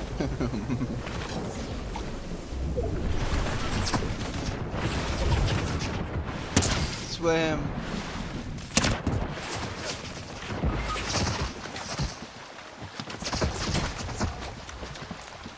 That's the guy that killed me. You bastard.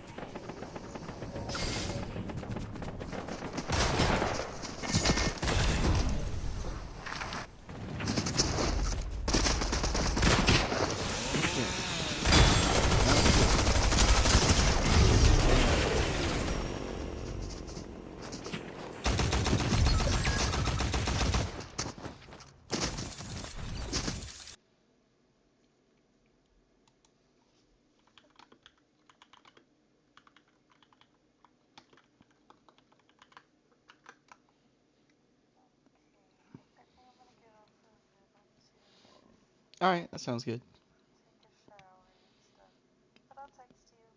Alright, that sounds good. I'll be on. Have a good shower. Bye.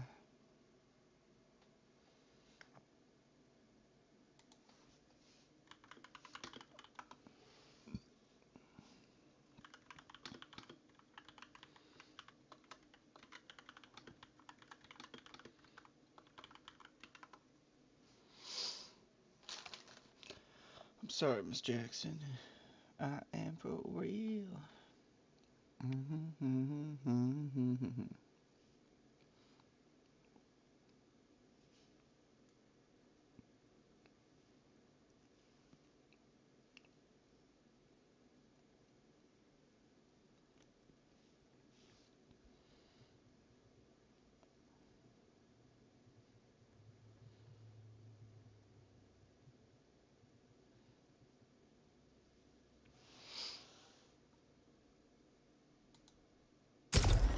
Alright, yeah, no, we can play some zero build. I like zero build. Ba, ba, ba, ba.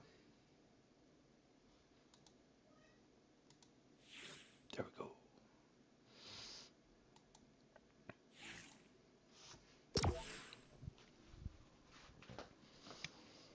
It's time to smoke a dab, and the cat made a mess over here, or maybe it was me.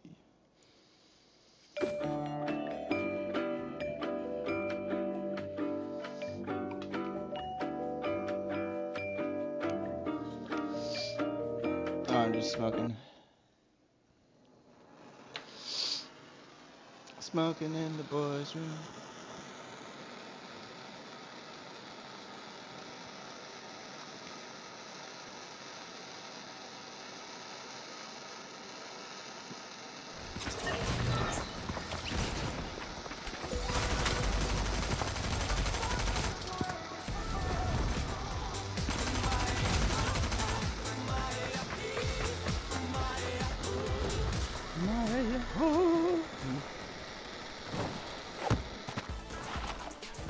Hey.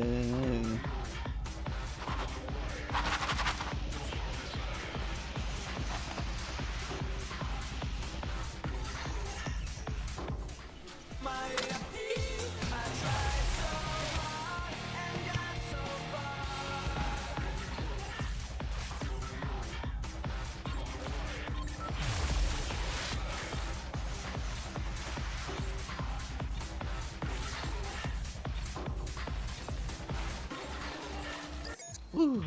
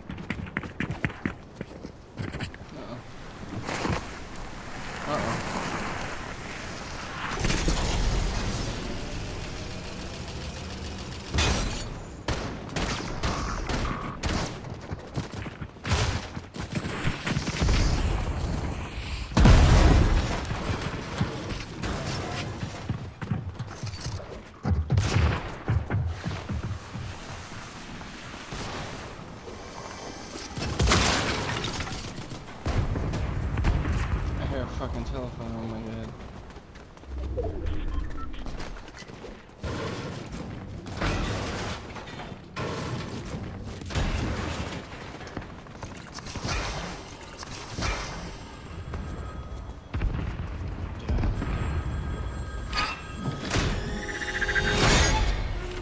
Back for another sequel.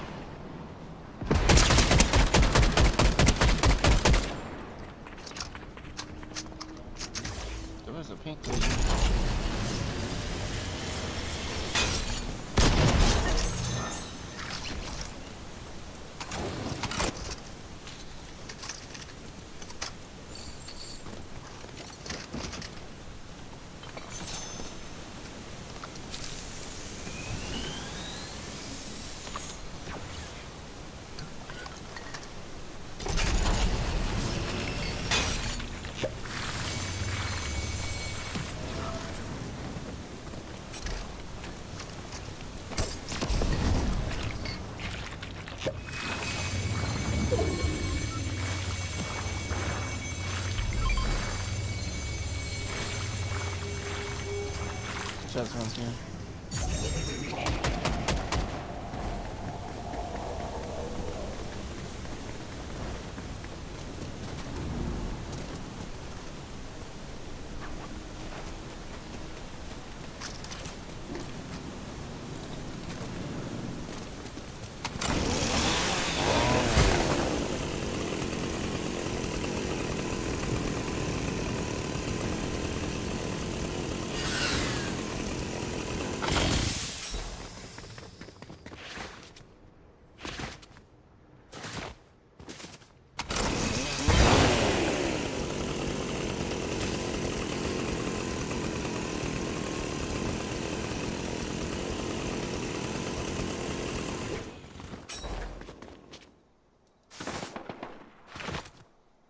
There's a screen there.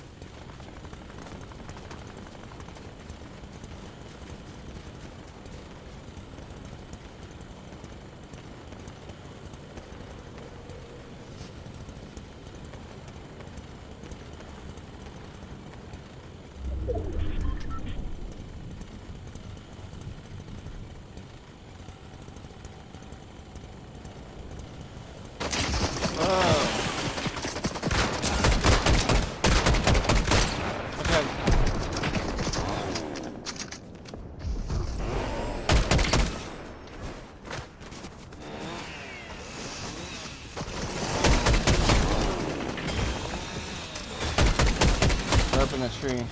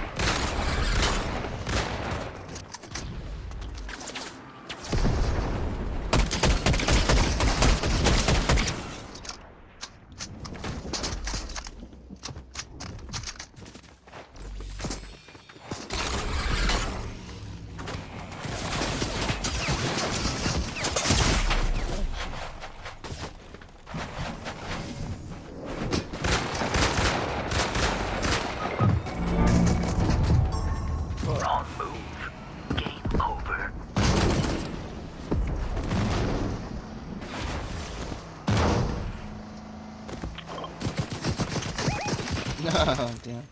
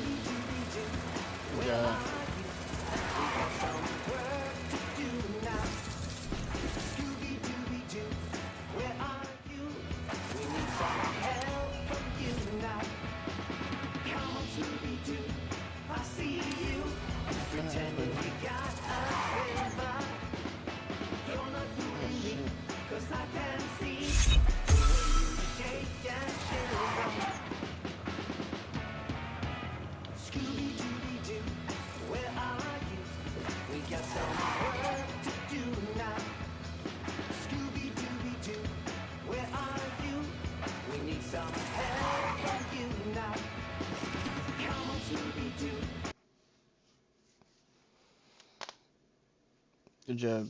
That was a good one. Are you still playing or are you done? This will probably be on for a while.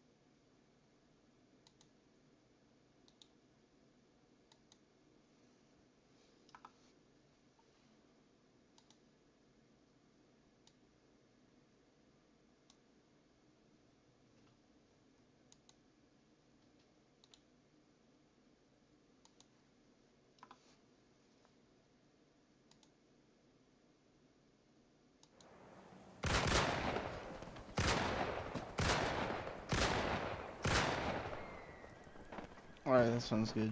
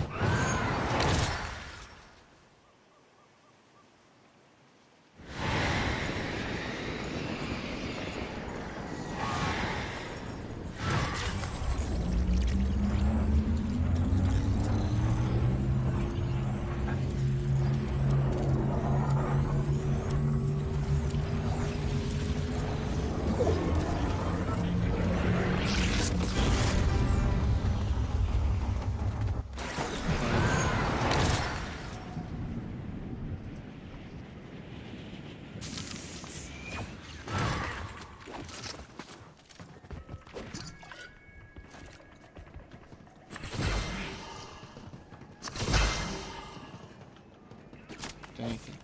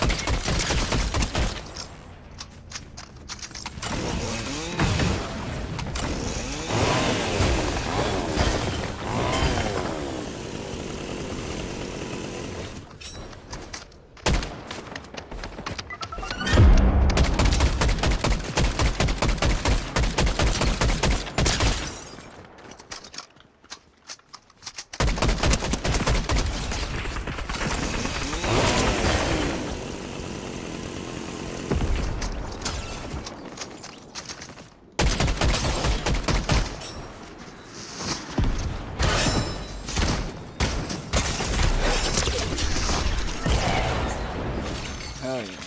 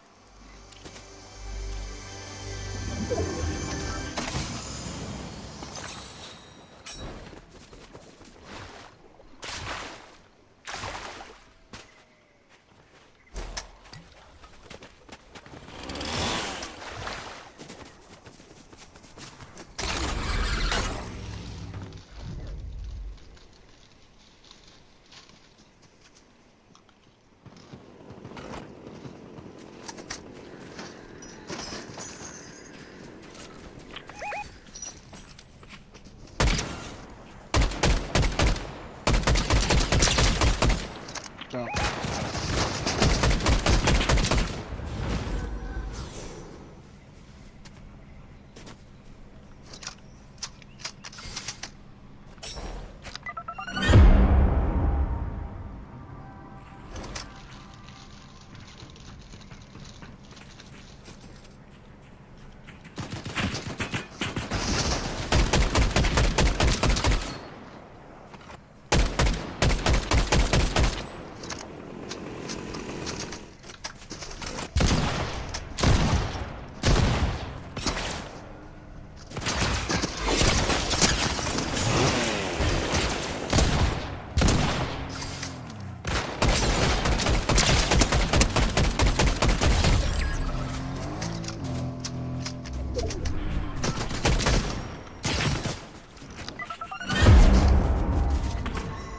There they are.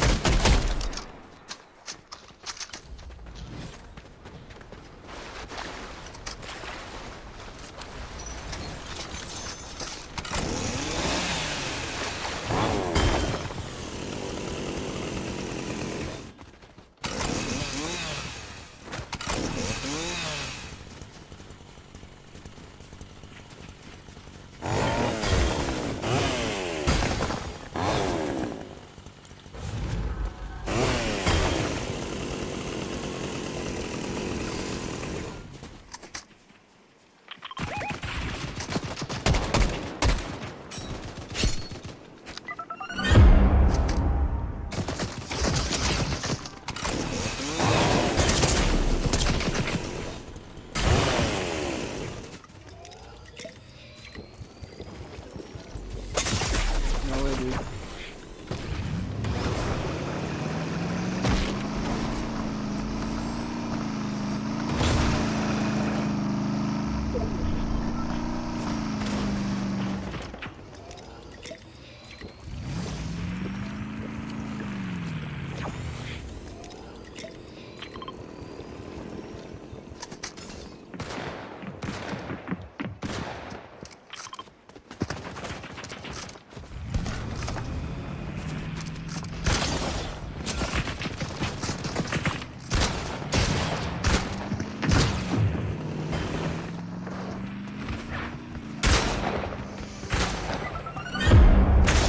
No. Get them.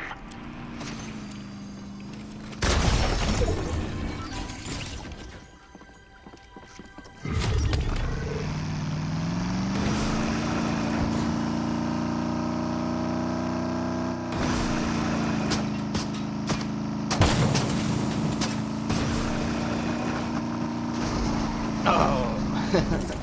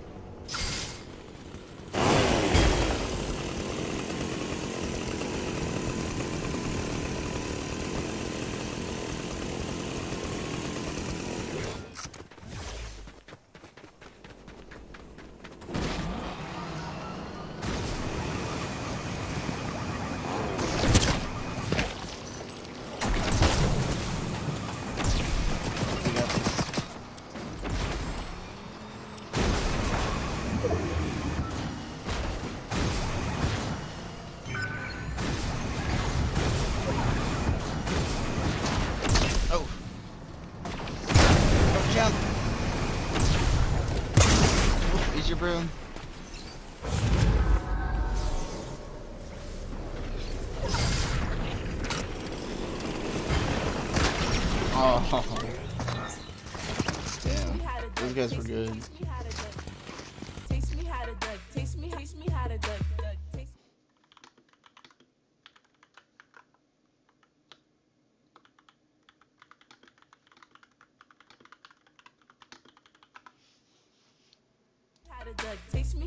That damn beastie guy.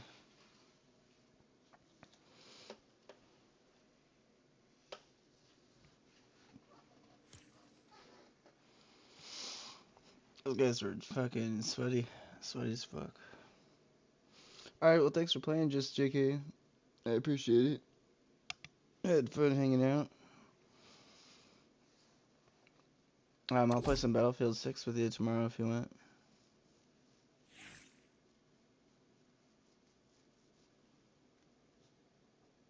I'll probably be up all night. All night long. All night. Damn, someone got a 943 meter snipe. Bastards. It's good playing with you, man. Oh, thank you. Yeah, it was good playing with you too. I'll see you tomorrow. Have a good night.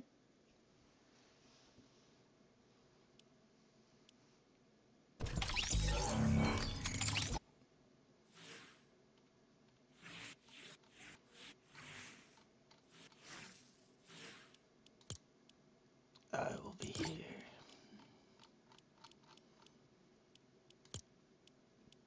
I am still banned for 3 days. That's fucking hilarious. I thought The Simpsons were coming out, damn it.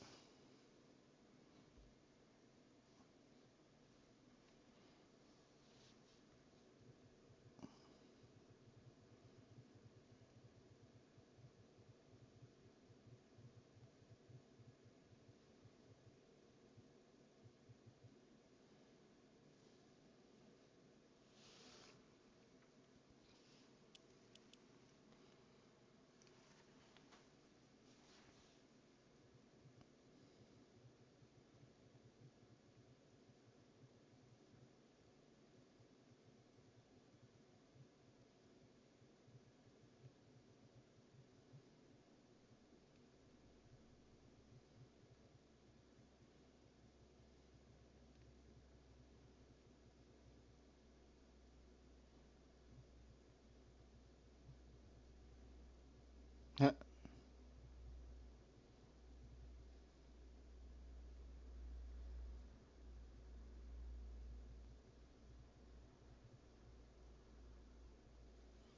Alright, I was just texting my mom. Good night, and send me an invite to your server so I can join you. Oh, okay. Oops.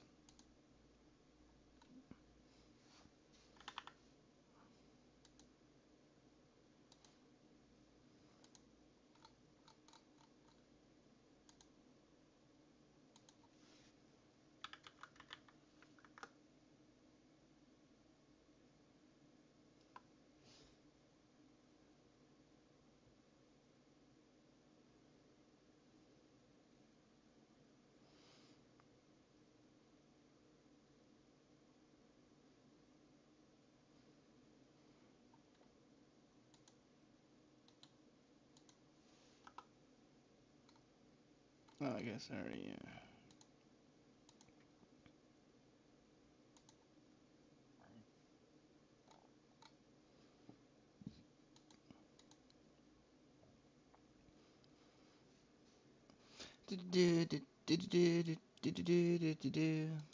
Old friends and new friends and even a bear.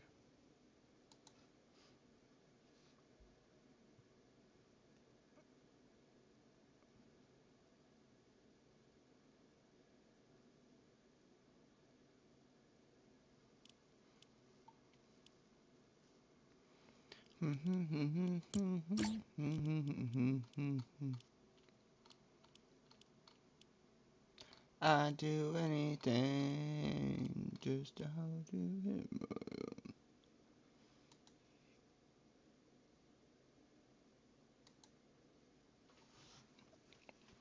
I'm gonna smoke. Smokity smoke. And I'm gonna play some music actually.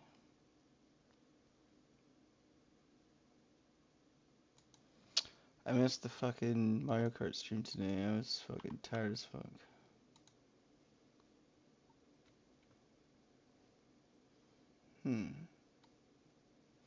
Maybe I shouldn't play music actually. Oh.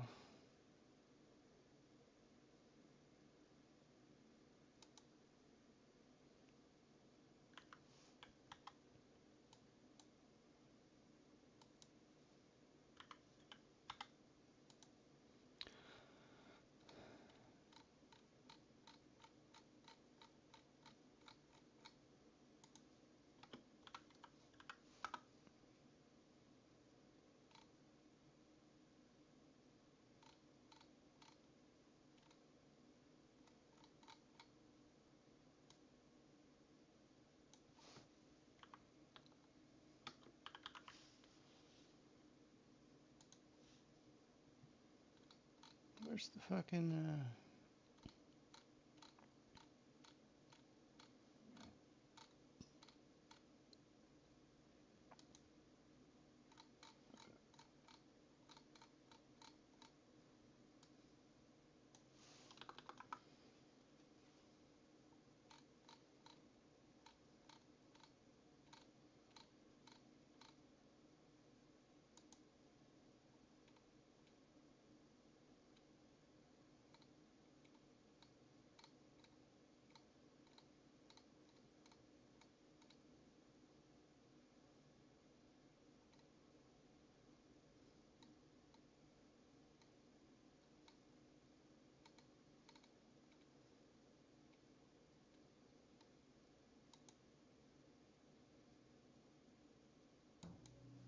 Don't put me in a box now.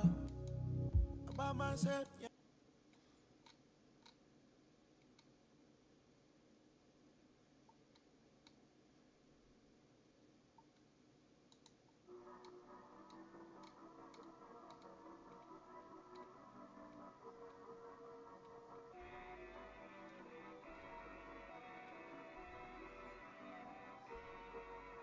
I had to sit you down to talk about it. It shows me a lot from your silence. You told all your friends that I'm violent, but you can quit the cap, no you lying. I had to beat it up to stay inside. These tears are happiness the way you cry. I keep a cold possess up in my ride. I know you want it all, but it's all mine.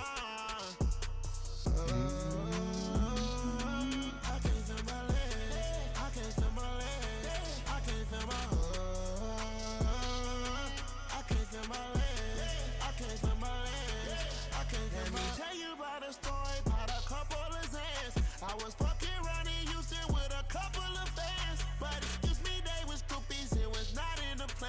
Either way, we pop pills and we all held hands. I had to sit you down to talk about it. It shows me a lot from your silence. You told all your friends. have a good rest of your have a good rest of your stream, man. Alright, I'll see you later. Have a good night. Thanks for playing, dude.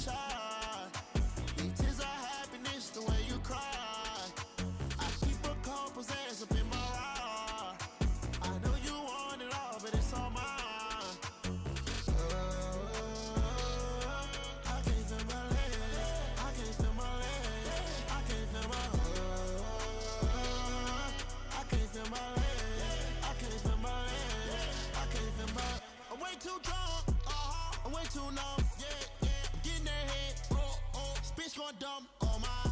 Call your friends, they can all get in.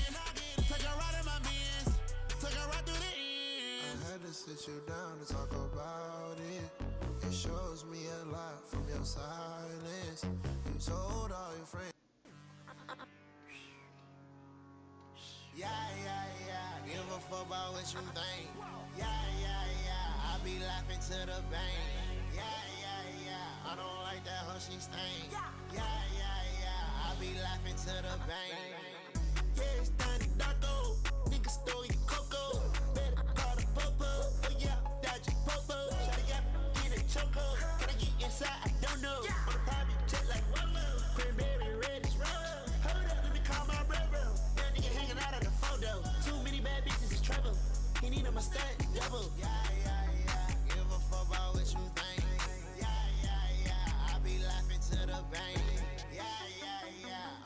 like that hoe she stain. Yeah, I be laughing to the bank. Most of these niggas be bozo. Fuck your bitch in the chocho. Chanel on me, that's Coco. Most of my bitch have Coco. Mix the green with the yellow, that's Azu. I was on the beam with the RP. I was so high like a typhoon. Just gave 50 racks to my goon. Yeah. I'm rich as a bitch, laugh to the bank like I'm on that GTA shit on the RP, yeah. 10. Hey Novella, how you doing? My Maybach got that extra 10. I'm so rich, they keep trying to judge me off for all my sins.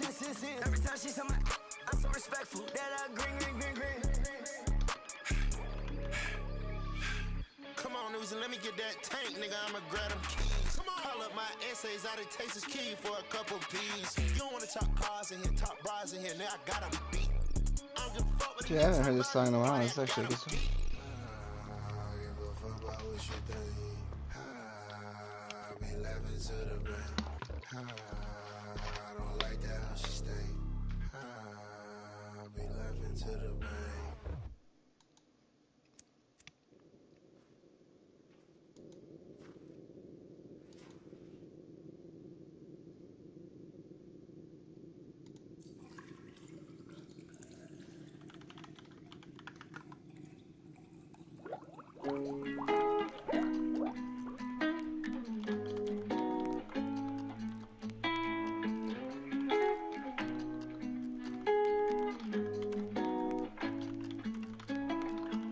Zany boss, suicide door, brand new bag. College girls, give a nigga head in my raps. Rockstar life, so much money, I'll make you laugh. Hey, the bitch they hate, and you can't listen to the rap. Hey, off the juice, coding got me tripping. Cut the coupe, walker roof is missing. Ice, lemonade, my neck was tripping. Ice, lemonade, my neck was tripping. Addy boys got some 60s in my bag. Lips sealed like pillow talking on no rag. In my earlobe got 2 carats, VVS. Got a penthouse near Rodeo out for stress. All this money when I grew up I had nothing. Filled with backstabbing, my whole life is disgusting. Can't believe it, gotta thank God that I'm living comfortably. Get checks I don't believe, but she say she done with me.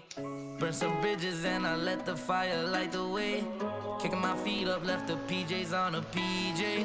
Yeah, I'm a big dog and I walk around with no leash. I got water on me, yeah, everything on Fiji. Zany boss, suicide door, brand new bag. College girls, give a nigga head in my raps. Rockstar life, so much money, I'll make you laugh. Hey, the bitch they hate, and you can't listen to the rap. Hey, off the juice, coding got me tripping. Cut the coupe, walker roof is missing. Ice, lemonade, my neck was tripping. Ice, lemonade, my neck was tripping. I'm a star, pick up doors, tipping walls, hey.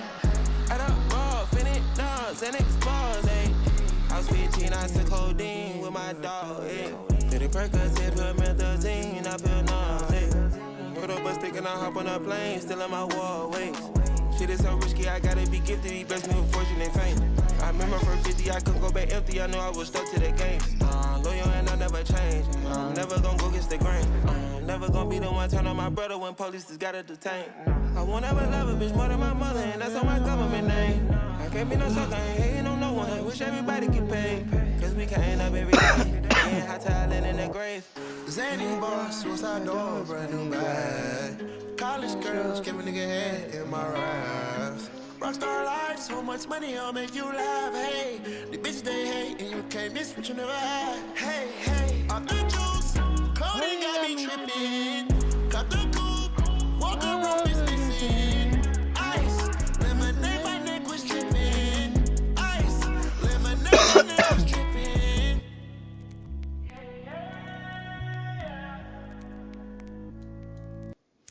Hey, yeah.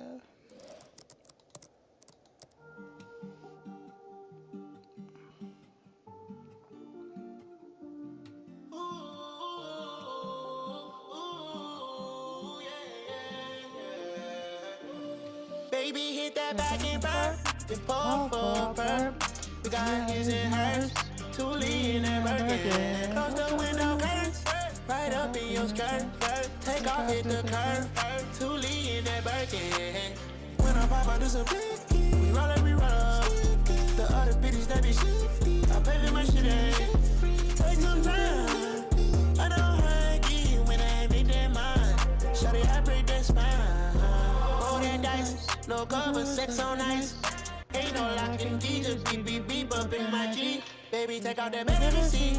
Text me, I bought some one. Shawty, have fun with fun. Tongue out on camera, stretching out that Saint Laurent. She brought two friends, twins. That's a big old killer. For the off day, baby, hit that back and burn. Then pour for a perk. We got his and hers. Toolie in that Birkin. Close the window curtains. Right up in your skirt. Take off, hit the curve. Toolie in that Birkin. When I pop out, do some blicky. We roll up, we roll up. The other bitches that be shifty. I pay for my shit, take some time. I don't hug you when I make that mind. Shawty, I break that spine. Toolie in that Birkin. You and me, I got you, that's for certain. We straight as G6, it feel like surfing. Talking to that big guy, trying to wash out my sins. She massaging me, cater to a G. I don't gotta tell her my body, she already got a physique. Left for Croatia and landed in Greece. I took her heart up her sleeve. But I keep it on 100, that's really all that I need. I'm McDonald's, she my turf. I just hope you know your worth. Baby, hit that back and burn. Baby, hit that back and burn. Then pour for a perk. We got his and hers. Toolie in that Birkin. Close the window curtains. Right up in your skirt. Take off, hit the curve. Toolie in that Birkin. When I pop out, do some blicky. We roll, we roll. The other bitches that be shifty. I pay for my shit, take some time. I don't hug you when I make that mind. Shawty, I break that spine. I know how I get it. I'ma break your spine. Next spot, I'm gonna break your ribs. You know how I live, so just cool out, baby. I was born up in the 90s, I came from the 80s. I was sweating, she on fire, we hot like it's 80. And you know I stay with bands on me like my name Katie. So much smoke coming out my blunt, it look like I was vaping. I can share none of my drugs, know that I'm gon' face it. Any problem that I have, you know I'm gon' face it. Pop a perky, baby, and I barely taste it. Pour for a perk. We got his and hers. Toolie in that Birkin. Close the window curtains. Right up in your skirt. Take off, hit the curve. Toolie in that Birkin. When I pop out, do some blicky. We roll up, we roll up. The other bitches that be shifty. I pay for my shit, take some time. I don't hug you when I break that mind. Shawty, I break that spine.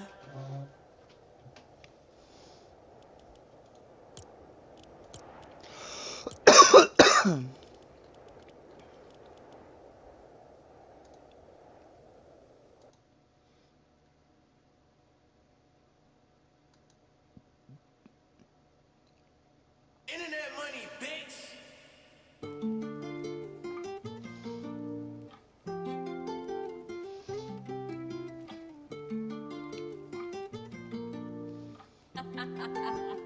Nick, you're stupid. Baby, come and have a blast with me. Do everything I say like your majesty. Fuck with the gang and it be a tragedy. Fuck with my shooters, they in the back with me. Fuck with me, baby, come get this bag with me. Been alone for a minute, that shit been dragging me. Craving your love is hard attacking me. Tryna get in that pussy, baby, that mac and cheese. I cannot show these bitches no sympathy. For these niggas, they Simpson, they hella bitch to me. Always just fortunate, got the remedy. Fuck that bitch in and dip, I got them chips to receive, yeah. Baby, come and have a blast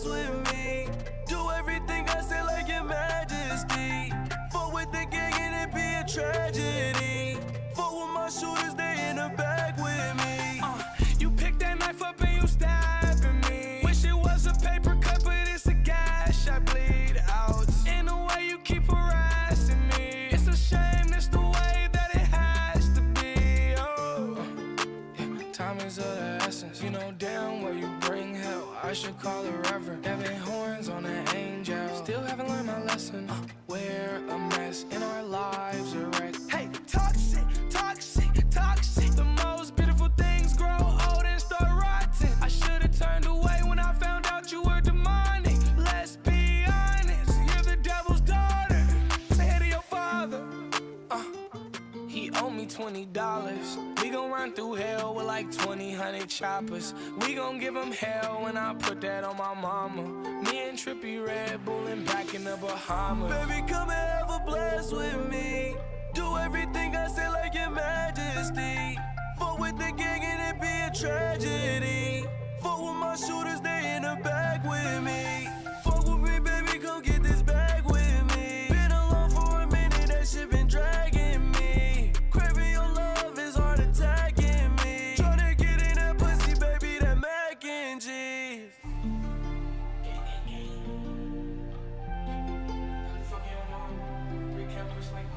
Lord, not just set my phone.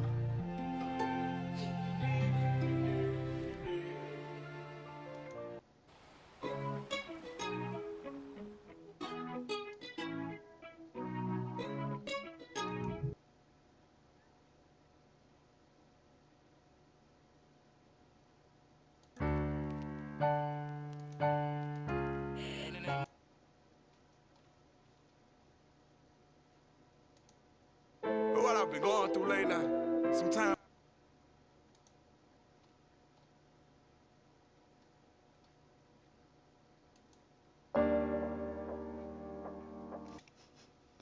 Oh God.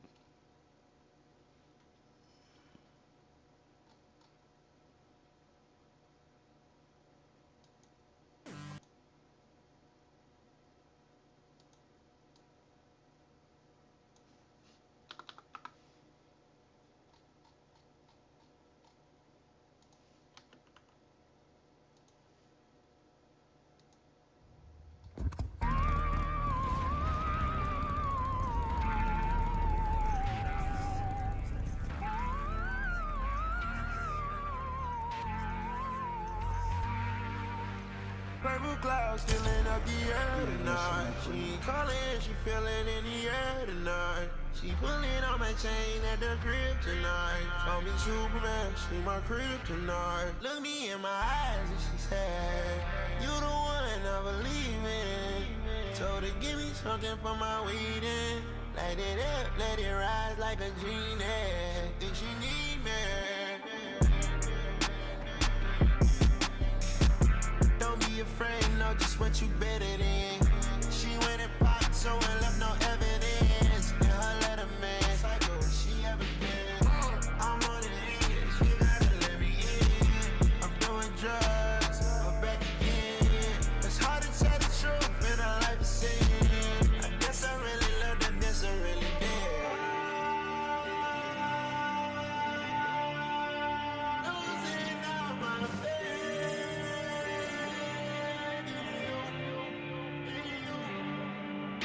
Purple clouds filling up the air tonight. She ain't calling, she feeling in the air tonight. She pulling on my chain at the crib tonight. Call me Superman, she my crib tonight.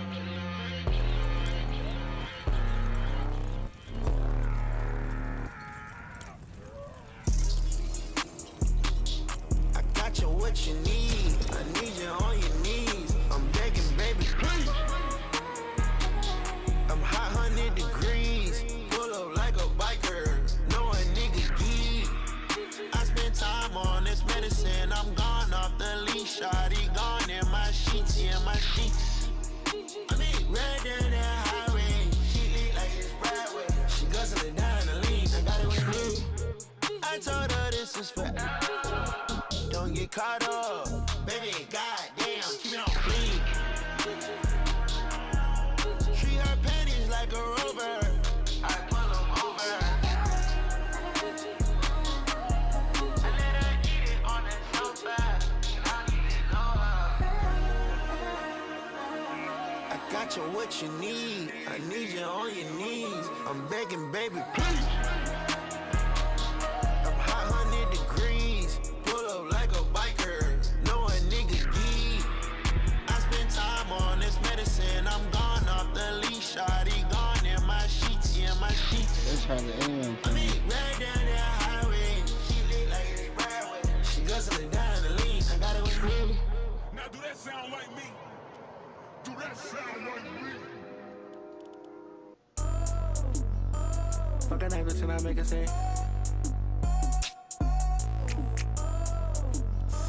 Fuck a night bitch and I make her say. Honey 20 mil, make it cash on it. Honey need a lamb with the ass on it. Don't show me that little booty, put some pants on it. But baby, you get freaky, make her dance on it. Ever since I got money, I got attitude. Can't be no broke, bitch, I might get mad at you. Can't be no broke, baby, I might get mad at you. Can't be no bitch, I might snatch a boo. All this shit I got it straight out the pie. I got a QP on my bike, I'm making it hot. Used to ride polos and Pradas, used to put grams on my side. Used to fuck hoes on the corner, now me and baby on the yacht. Honey 20 mil, make it cash on it. Honey need a lamb with the ass on it. Don't show me that little booty, put some pants on it. But baby, you get freaky, make her dance on it.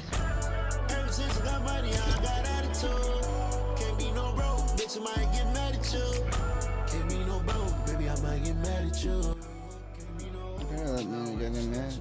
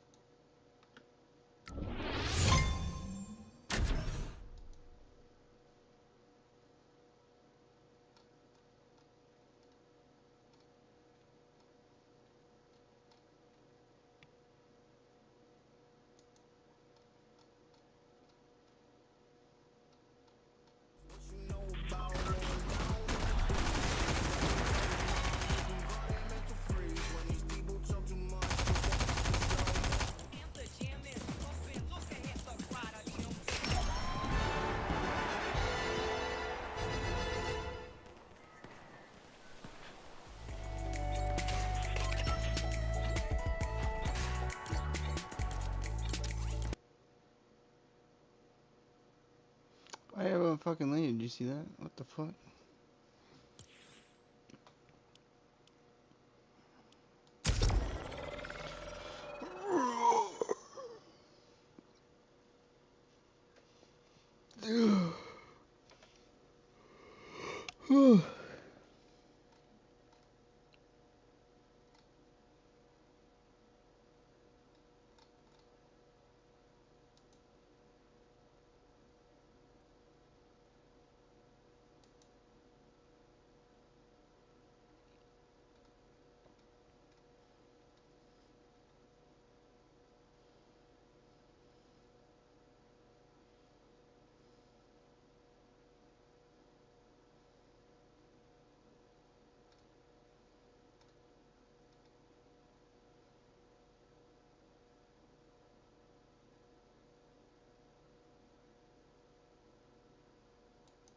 It wasn't easy getting to the top.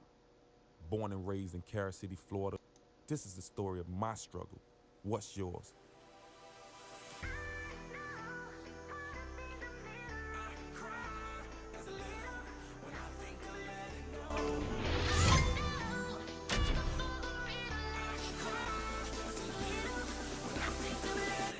You wanna get behind the wheel, but only one rider. I just feel got me swimming like a diver. Can't let go, I got plans in Okinawa. My heart to Japan, quake losers and survivors. Norway, no, you didn't get my flowers. No way to say it better, but the killer was a coward. Face just shower, in a minute, in an hour. Heard about the news, whole day went sour. Feel the moment, got me feeling like a lemon head. Put you in the box, taking feeling this a cigarette. Take on my regards, but regardless, I get arrested. Ain't worried about the killer, still young and restless.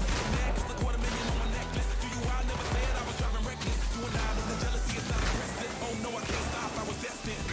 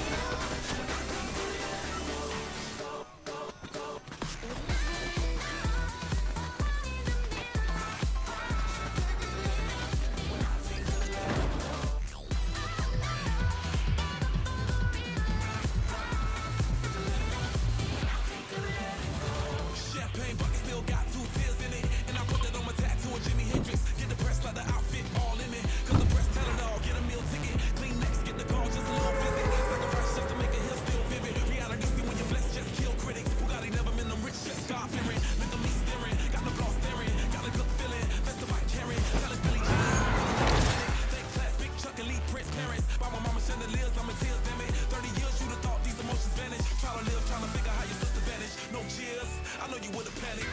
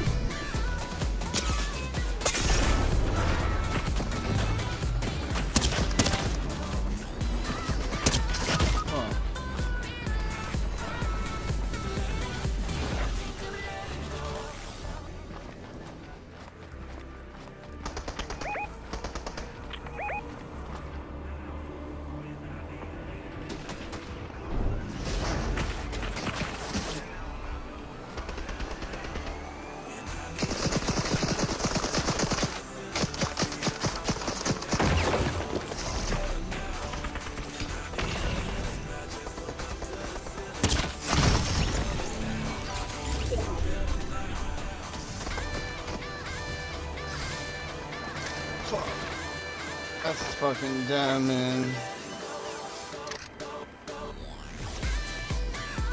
I didn't know that was a shotgun, I thought it was a sword. But regardless, I got fucking fucked.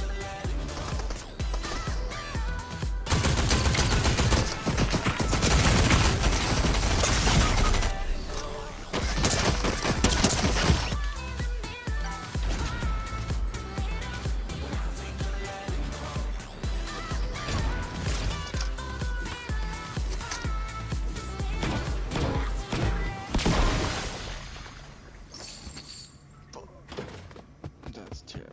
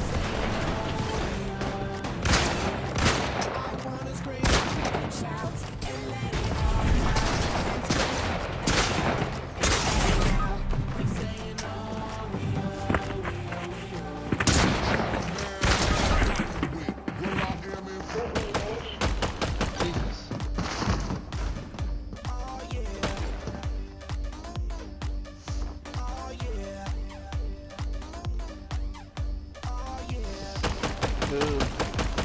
Bring the action. Rock and roll. Everybody, let's lose control. On the bottom, we let it go. Going fast and going slow. Slow, slow. Hey, yo. Let it be, now let's hit the flow.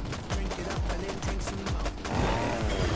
Blow, blow, blow. Hey, yo. Rock it out, rockin' out. If you know what we talking about, burn it up and burn down the house. Hey, yo. Turn it up and don't turn it down. Here we go shake the ground. 'Cause everywhere that we go, we Bring the action. When you have this in the club, you gotta turn the shit up. You gotta turn the shit up. You gotta turn the shit up. When we up in the club, all eyes on us. All eyes on us. All eyes on us. See the girls in the club, they looking at us. They looking at us. They looking at us. Everybody in the club, all eyes on us. All eyes on us. All eyes on us. I wanna scream and shout and let it all out. And scream and shout and let it There you go. I wanna scream and shout and let it all out. And scream and shout and let it out. We saying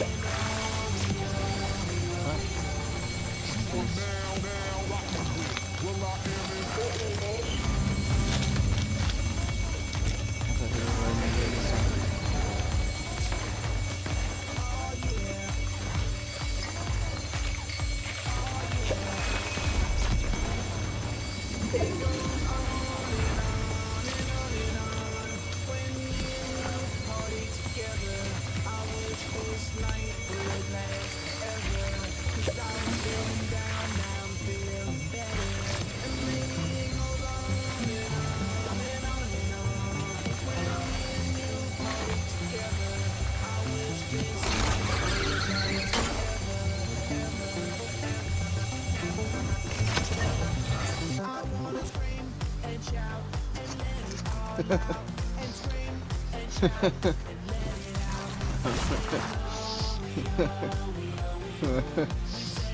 Oh no.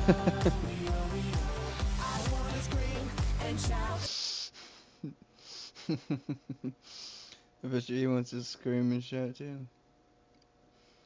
Dude, that's fucking hilarious.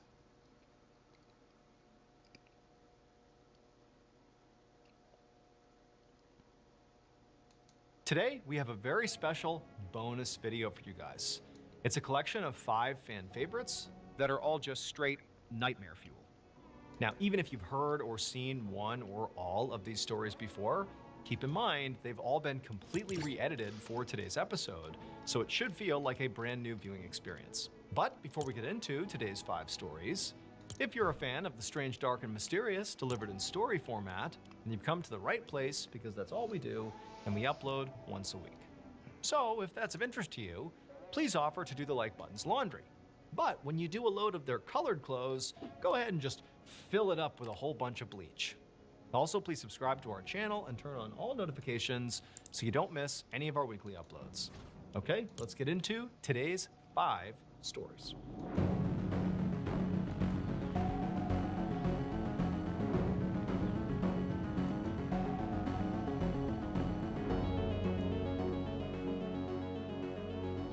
October 28th. In 2014, the United States Navy decided it was time to decommission one of their old frigate ships, and so they sent it to a dock to be broken down for scrap. In order for workers to actually be able to access the underside of the ship and actually begin to break it down, they would need to dry dock the ship, which meant the ship would basically drive into this special locking corral where the doors would shut behind it, the water would drain out from underneath, and the ship would be left resting on these huge wooden blocks that elevated it off the ground. And with no water in there, workers were able to get underneath the hull and could access every part of the ship without obstruction. It's important to note for this story that when a ship is in dry dock, there is only one way on or off. It's this ramp called a gangway that leads from the dock onto the deck of the ship. Besides that, there is nowhere else for you to get on this ship. Is Call of Duty Black Ops 7. Pre-purchase a Vault Edition and unlock premium rewards. Load up with the Mastercraft Weapon Collection. Get one season of Black Cell, a permanent unlock token, and jump into zombies with the Ultra Bubblegum Pack. Pre-purchase the Vault Edition now to unlock a Guild Override weapon camo, playable in Black Ops 6 and Call of Duty Warzone. Call of Duty Black Ops 7, Vault Edition.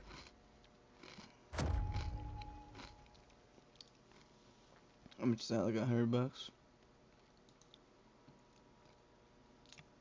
Yeah.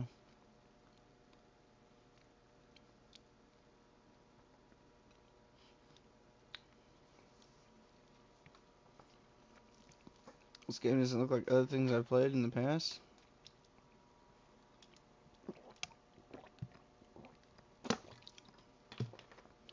That's because I never played Call of Duty on the PC.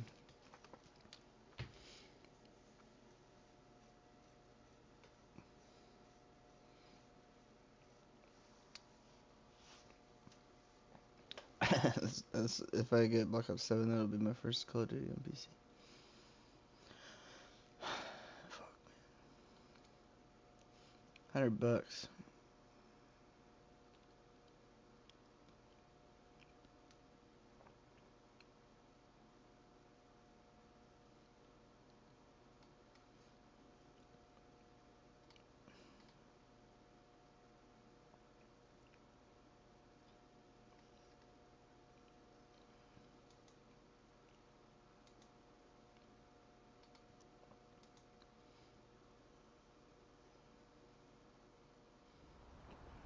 Just a 3-minute thing? Holy shit.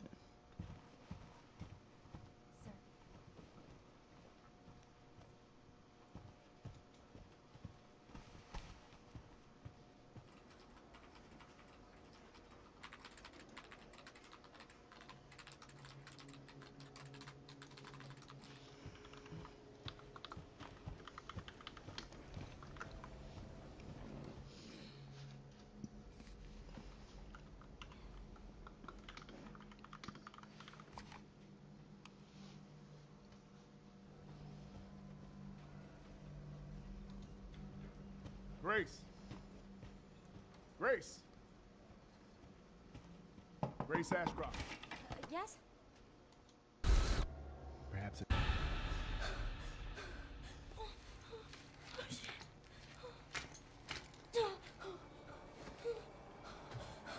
What is this? Hey! Help!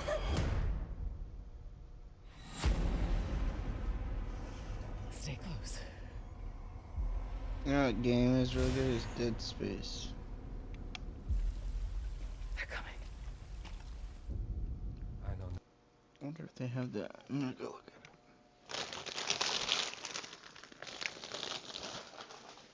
I was thinking about getting the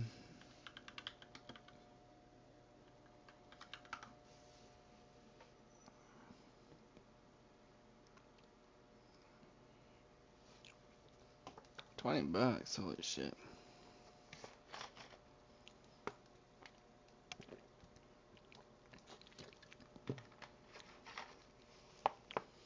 These games are fucked up.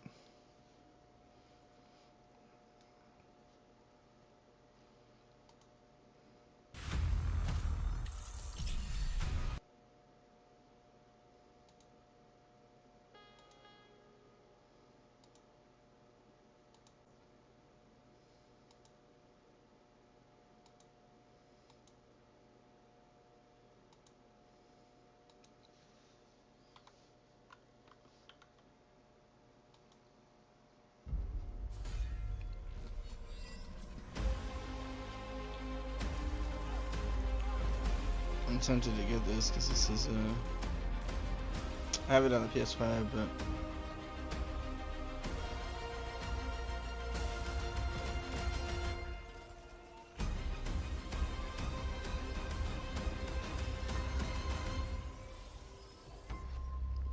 this is one of my favorite game.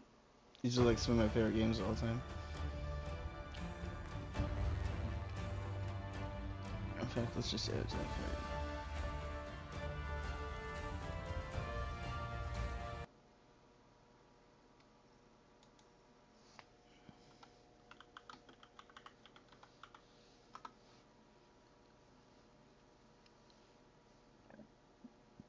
They got the old ones on sale. I wonder if they're gonna come out with a new one.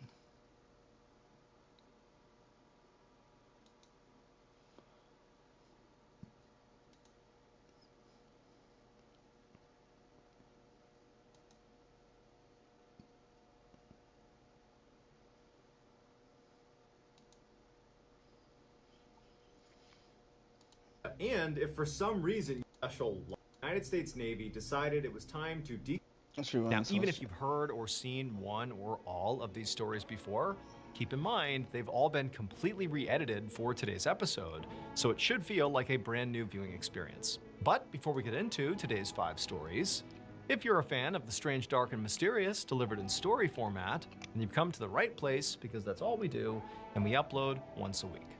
So if that's of interest to you, please offer to do the like button's laundry. But when you do a load of their colored clothes, go ahead and just fill it up with a whole bunch of bleach. Also, please subscribe to our channel and turn on all notifications so you don't miss any of our weekly uploads. Fill it up with a bunch of Okay, bleach. let's get into today's 5 stories.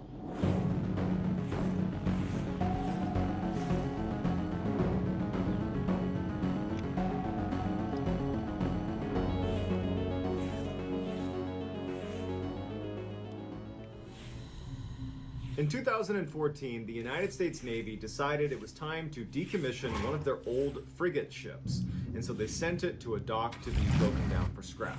In order for workers to actually be able to access the underside of the ship and actually begin to break it down, they would need to dry dock the ship, which meant the ship would basically drive into this special locking corral where the doors would shut behind it, the water would drain out from underneath, and the ship would be left resting on these huge wooden blocks that elevated it off the ground. And with no water in there, workers were able to get underneath the hull and could access every part of the ship without obstruction. It's important to note for this story that when a ship is in dry dock, there is only one way on or off. It's this ramp called a gangway that leads from the dock onto the deck of the ship. Besides that, there is nowhere else for you to get on this ship. And if for some reason you really wanted to get on and couldn't use the gangway, you could in theory try to run and leap from the dock to the ship. There's a pretty significant gap there all the way around, but you could try the jump.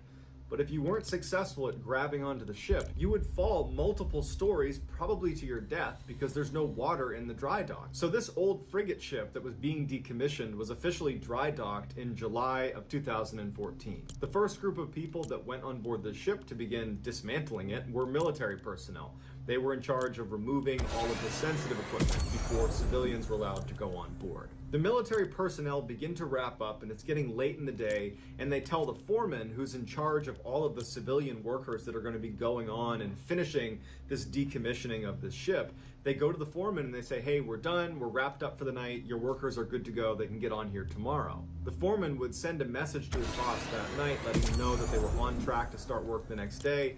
The boss would respond and say, hey, can you go on there tonight and take pictures of all the different workstations so we know how many people that we need to place in different segments of this big ship. So the foreman walks onto the ship and proceeds to take hundreds of pictures all over the inside of the ship. Now, the ship itself was pitch black inside. There was no electricity, and it was nighttime. So he had a flashlight the whole time, but whenever he took a picture, he would turn his flashlight off and then use the flash on his camera before going back to his actual flashlight. So all night, he's going room to room, taking all his pictures, and at some point, he realizes he's photographed everything he needs to. So he leaves, he goes back to his office, he uploads the pictures, and he sends them to his boss. His boss wrote back almost immediately and just said, who's the guy with the axe? Now, the foreman has no idea what he's talking about. He was just in the ship by himself for a couple of hours and didn't see anyone. So he reads the email again to make sure he read it correctly, and he sees that his boss has actually attached the picture he is referring to. Here is this guy clearly clutching an axe in a hallway that he was just in.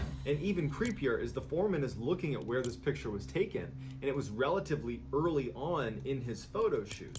And he had walked past the exact area where this guy is poking his head out of, which means the whole time he was down there, this guy with an axe was there with him. They review the security footage of a camera that was aimed directly at the ramp, the one entrance in and out of this ship. And from the time the foreman left, no one else left. So they don't know how he got on or how he got off without being detected, but somehow he did. just listened to that one the other day. That's awesome. In July of 2016, a woman living in Chicago, Illinois named Jordan Baranskis opened her eyes and realized she had fallen asleep on the couch the night before. She looked up and the TV was still on, and then she looked down at the other section of the couch and her boyfriend Matt was also asleep on the couch. As much as she wanted to keep sleeping alongside her boyfriend, she had work that day, so she stood up, turned the TV off, and made her way upstairs to get ready. As soon as she got upstairs, the first thing she did is go into her bedroom and get her purse that she left on the foot of her bed. But when she got in the room, her purse wasn't there. So she leaves her bedroom and she starts searching all the rooms upstairs, and she can't find her purse. And she's thinking to herself, I'm certain I had it the night before. I remember rifling through my purse before going downstairs and starting to fold laundry before ultimately falling asleep on the couch. So after spending about 15 minutes looking for the purse unsuccessfully, and now she's starting to stress because she's going to be late for work because she can't find her purse, she goes downstairs and she wakes Matt up and says, hey, I gotta find my purse. I thought I left it upstairs. Apparently I didn't. Can you help me look for it? Matt rolls over. He doesn't really want to get up because he's pretty tired and he doesn't have work, so he doesn't want to wake up right now. And he says, well, are you sure you didn't leave it at the restaurant last night? I mean, if you already looked, it's probably not here. You want to just give him a call and see if you left it there? Jordan was immediately really annoyed by his reaction because she just wanted him to stand up and help her look for the purse because she had work and he could just go back to sleep. And so it started this argument between the two of them where Matt just wanted her to call the restaurant because he was convinced she had it there. And Jordan was like, no, I know I had my purse. I'm positive I had it last night before I fell asleep on the couch with you. So their argument begins to escalate a little bit. And that's when Jordan remembers that they had recently installed a Nest camera downstairs to monitor their dogs whenever they were gone. And she thought, we can just look at the footage on the Nest camera. We can see me walking into the apartment and I will either have or not have my purse in my hand. And so Jordan opens up her app and she calls Matt over and they go back to the night before, right before they left for the restaurant. She's got her purse in hand. They leave the front door and then several hours go by and they come back in and very clearly Jordan has her purse in her hand. And Jordan turns to Matt and says, told you so. And Matt's like, okay, fine, let me help you look. And as they're about to put the app down, she realizes on the Nest camera timeline that motion was detected at 3:30 in the morning when they were both clearly asleep on the couch. And so she calls Matt back over and says, here, look, there's motion detected at 3:30 in the morning. And they hit play. After the couple had fallen asleep on the couch with the TV on, a hooded figure emerges from their upstairs hallway and stands at the top of the stairs and just watches the two of them sleep. Before he left, he stole her purse along with a couple of other things from the apartment. Crazy, and somehow this guy has never been caught and he's been given the nickname Creeper Ghost. Wait, is that footage of it? Hold on.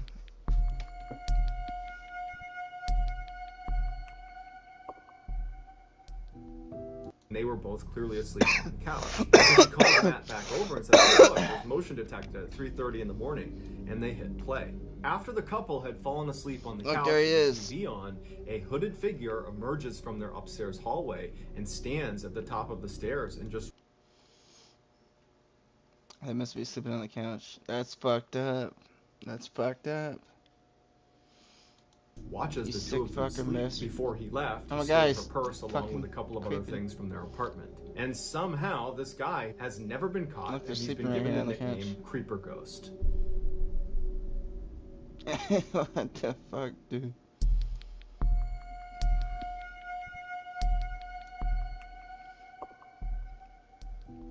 In early 1974, 31-year-old Michael Taylor was living happily with his wife Christine and their 5 children in Ossett, which is a small town in central England. Michael was described as a great father and a great husband who had an excellent sense of humor. In fact, neighbors, whenever they would walk past the Taylor household, would say you could often hear the sound of Michael laughing or the sound of him telling jokes to his family. But in April of that year, everything changed for the Taylor family. Michael had been doing some home repairs when he fell off of a ladder and he hurt his back. The injury itself was fairly minor, but it resulted in chronic pain.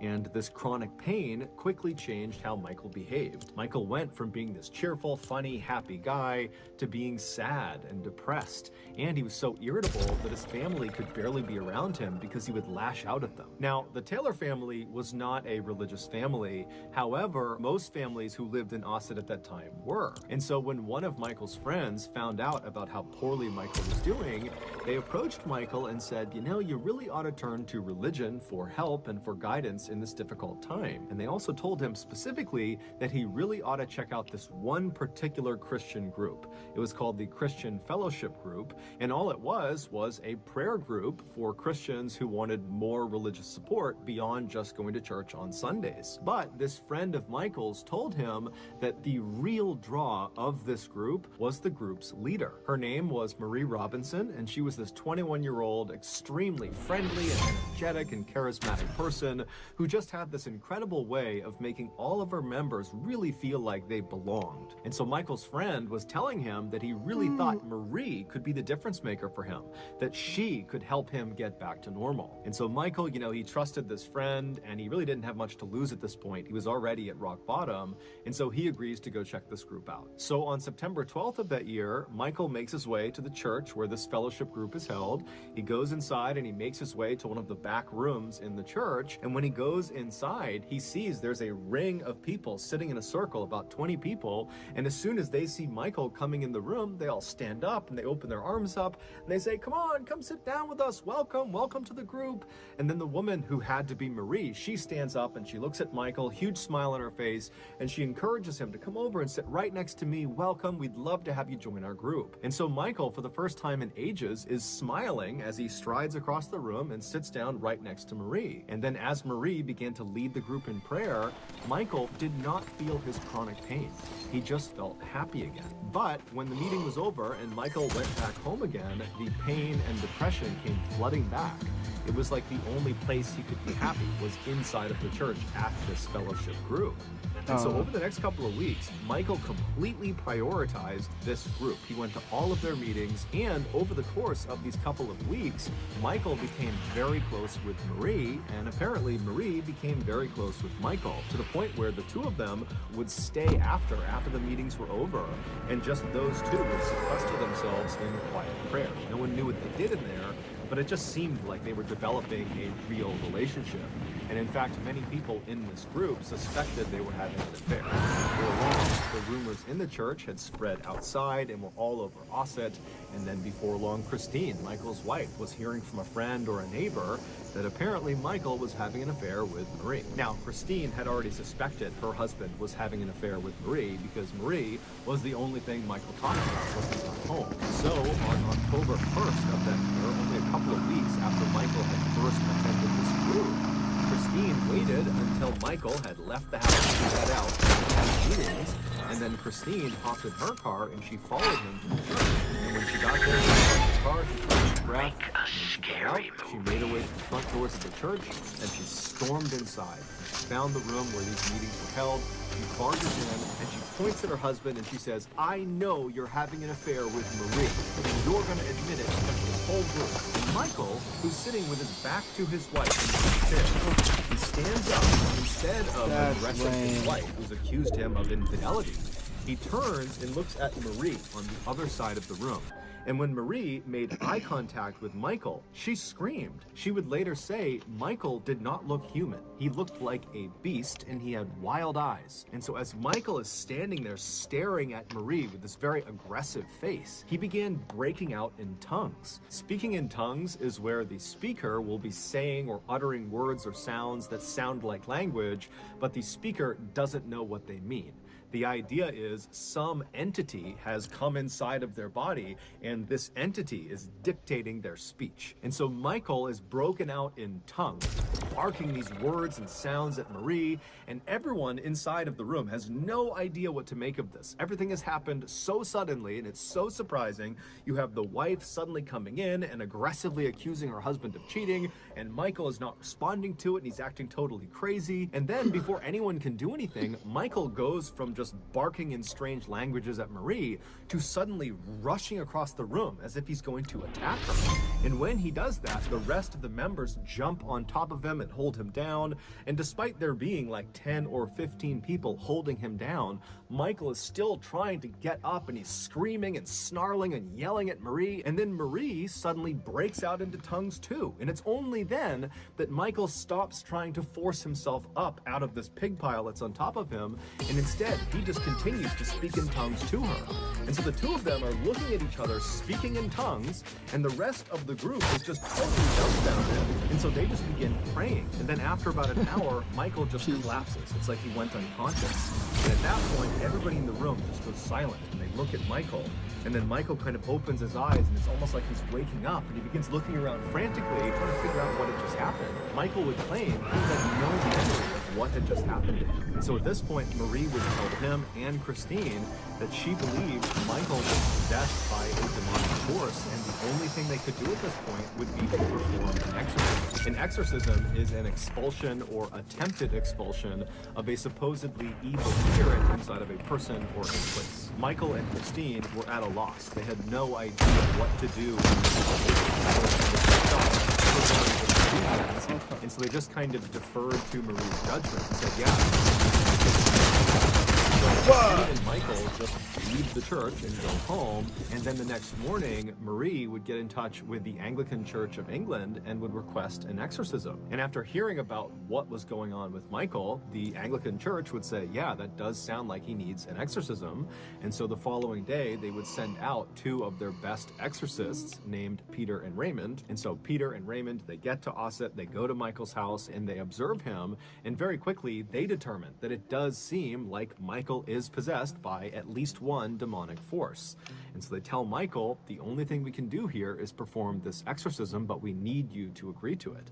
And so Michael says, okay, yeah, I agree to this exorcism, and so would his wife, because she at this point is just completely unsure what to do. She's just going along for the ride. So a day later, on October 4th at 10 p.m., Michael, his wife, and the rest of the members of this fellowship group, along with Peter and Raymond, they would all meet at this other church in a neighboring town. And as soon as Michael had been positioned in the middle of this group in this chair, Peter and Raymond began the ritual by praying. And as soon as they did, Michael began screaming out in tongues, and he began writhing around, and he fell to the ground, and he began contorting his body in grotesque positions, as if the words Peter and Raymond were saying were physically harming Michael. And so after 8 hours of this, during which they had to actually tie Michael down to prevent him from hurting other members or hurting himself, after 8 hours, they finally just came to a stop. Peter and Raymond were exhausted. It looked very much like Michael too was exhausted. And as soon as they stopped the ritual, Michael just kind of collapsed on the ground as if he had fallen unconscious. And then at some point he kind of wakes up and he's looking around wildly. He's still tied down to the ground and he's acting like he has no idea what's just happened. And at this point, Peter and Raymond, they tell him that, the exorcism was mostly successful. We identified 40 demons inside of you, and this exorcism was able to expel 37 of them. So that means there's still 3 demons inside of you. Now, we can't do it right now. We're too tired. You're too exhausted. So go home, get some rest, and tomorrow we will finish this exorcism. We will get rid of those 3 demons, and you will be just fine. And so Michael and Christine, they get their things, and they leave the church, and they head home. A few hours later, around noon, a woman who lived near where Michael Taylor and his family lived thought she heard something strange outside of her house. It sounded like someone yelling. And so she went to the front of the house and she pulled the curtain aside on one of her windows, and outside, walking down the street completely naked, covered in blood, was Michael Taylor, and he was saying something about Satan. And so this woman, she calls the police show up, and they find Michael. He had curled up on the sidewalk outside of this woman's house, and he was giggling like a child in the fetal position. And so the police approach him, and at some point Michael apparently snaps out of it, and he starts looking up at the police, police like he has no idea what's going on, and eventually they would get him to tell them his name and where he lived. And so after calling in backup to deal with Michael, the responding officers made their way to Michael's residence. And so they go inside, and immediately, as soon as they see what's in there, one of the officers just turns around and runs outside and begins dry heaving. The inside of the Taylor family home would become one of the most infamous crime scenes in English history. A few hours earlier, when Michael and his wife had come home from the exorcism, they had gone inside, and then Michael had fallen into one of his trances and began beating his wife. And then at some point she fell to the ground and either was dead or was in the process of dying, at which point Michael jumped on top of her, and using only his hands, he ripped her face off and flung it across the room. And then as she's laying there bleeding to death, he began rubbing her blood all over his body. And then after she had finally died, he tracked down the family dog and killed the dog as well. Fortunately, their 5 children were not home at the time of this attack, and so they were unharmed. During Michael's trial, the prosecution and the defense blamed the Anglican Church of England and Marie and her religious group for effectively convincing Michael he was possessed with demons, which caused him to act out violently and kill his wife. And so ultimately, Michael would be found not guilty by reason of insanity, and after only 4 years of psychiatric care, he was released. And today, he is still living free in Ossett. But despite the legal outcomes of this case, there are many people, both religious and not religious, who believe the Michael Taylor case is one of the only true demonic possession cases in modern history. Also, just to close the loop, we don't know for sure if Michael and Marie were having an affair, but it is assumed they were. It is assumed. It begins here. From the director of It comes It, Welcome to Derry, the chilling new HBO original series exploring one of horror's biggest terrors, Pennywise the Clown. Set in 1960s Derry, Maine, the new HBO original series premieres Sunday, October 26th on HBO Max. Also, you can listen to the official It, Welcome to Derry podcast wherever you get your podcasts. No way, dude. Oh my god, it's my birthday.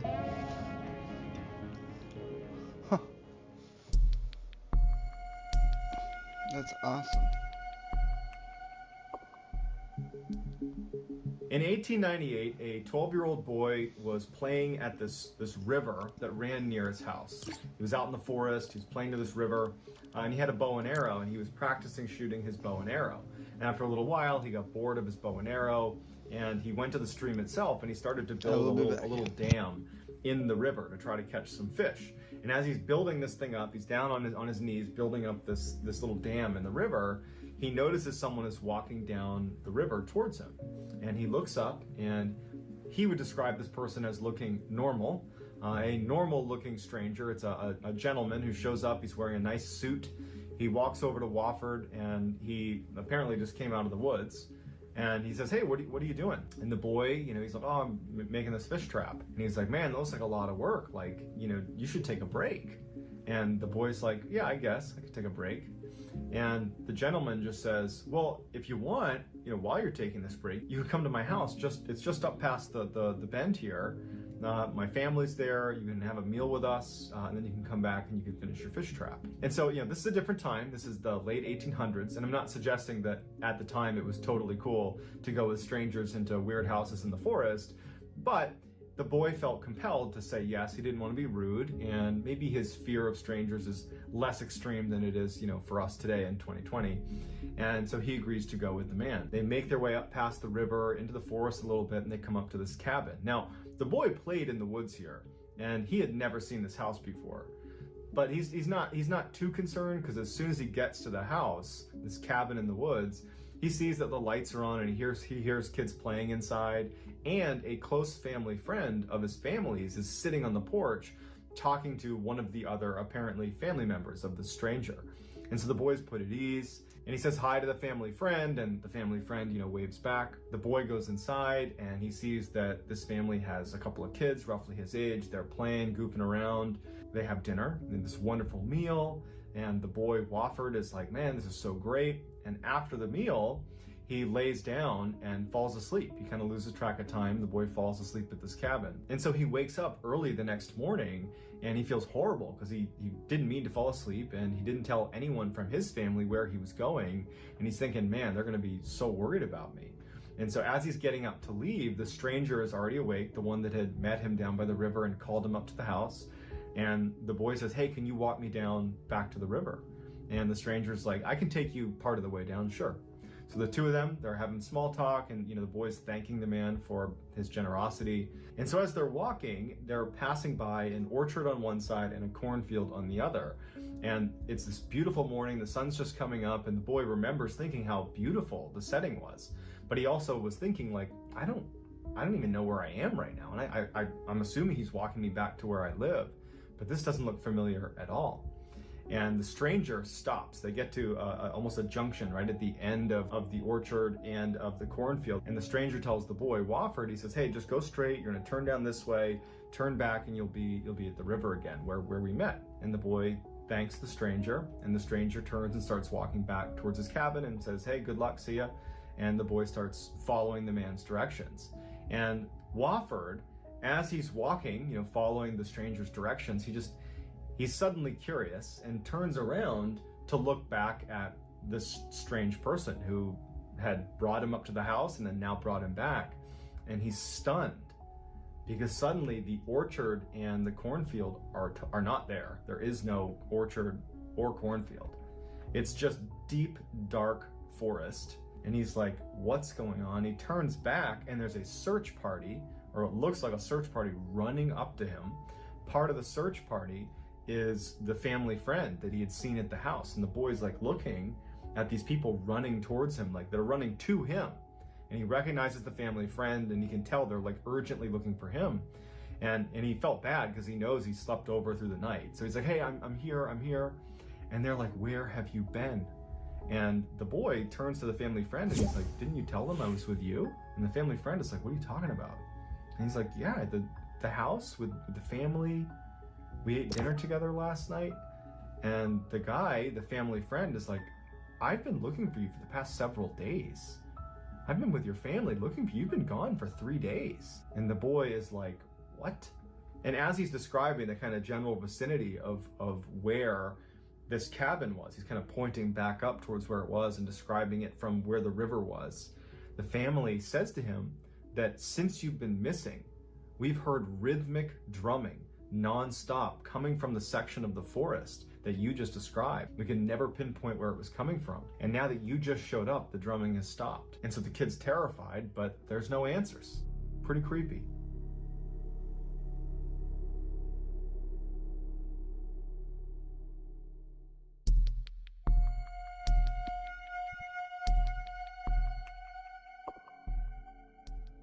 By early 1999, Christopher Case was living his best life. He was 35 years old. He had moved out to Seattle to pursue a career in music, and he had landed a job at a music company in Seattle, and he had risen to the rank of executive at that company. He was incredibly fit. He was known for being at the gym 7 days a week. He took vitamins. He took his health very seriously. He had loads of friends. People really liked him. He was very close with his family. And, despite all that, despite his popularity and success, he had been single for years. And even though he was not actively seeking a companion, his friends and family were continuously trying to set him up on dates. But Chris would prefer to not go on a date and actually stay home by himself and listen to music, because Chris had an obsession with a very specific type of music. He loved music from ancient times, specifically from Egypt. And so he would stay home instead of go out on dates and, crush ancient Egyptian music. That was like his idea of a great night. On April 11th of 1999, Chris was on a business trip because part of his job required a ton of travel. And he was on a trip with a couple of his coworkers who were also friends of his. They go out to San Francisco, and on the 11th, they decide to go out for dinner that night. And one of his co-workers decides to bring along a friend who was someone that lived in the area. So they get to dinner, and one of them has their friend, who's an older woman, very attractive, very kind of intense-looking woman. She was about 20 years older than Chris. That was his guess. And she sits down, and the four of them are just kind of having a nice conversation. And at some point, the older woman really takes an interest in Chris, and Chris takes an interest in her, because it would turn out that they had a lot in common. And then she actually admitted to him that she was really into music from ancient times, and actually has a specific interest in music from ancient Egypt. And so to Chris, he's like, how can this be? And he's like, this is my passion. I love that type of music. And they really hit it off. Now, Chris was not looking for any sort of romantic involvement with this woman. He was just so excited to talk about something he loved. And so all night, Chris and this older woman are chatting it up, and they're super into each other. He was looking at her purely from a platonic sense, but it was becoming clear by the end of the night, at least Chris was realizing this, that she was looking at him with a romantic angle. She was interested in Chris. And in fact, right as he's kind of realizing this, she asks him if he wants to leave with her and go back to her place. And he politely declined. I'm doing good. I'm very good. I'm not worried about it.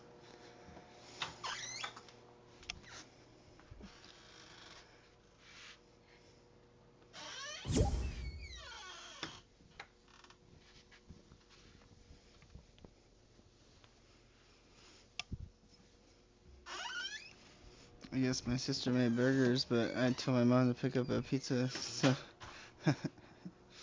Whoops. That's funny. Mom's gonna be like... Mom's gonna be like...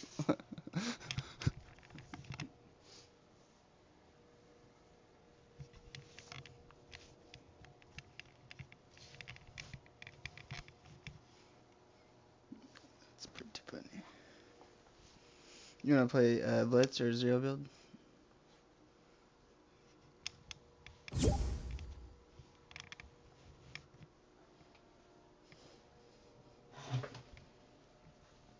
Alright, you wanna play duos or squads or chaos?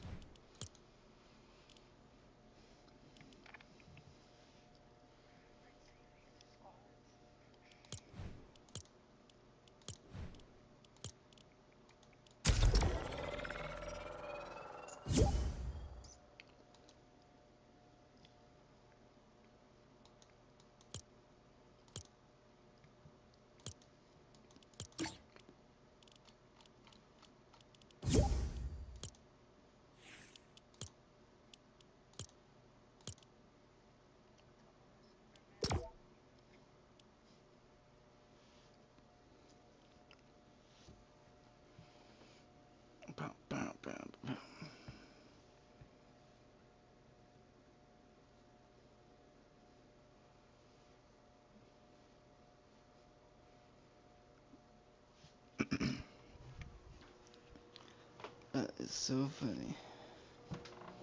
I can't believe my sister made food. At the one time.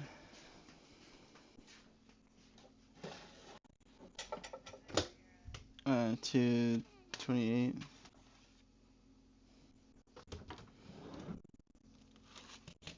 Is it like... It was like $4.28 for you a few minutes ago.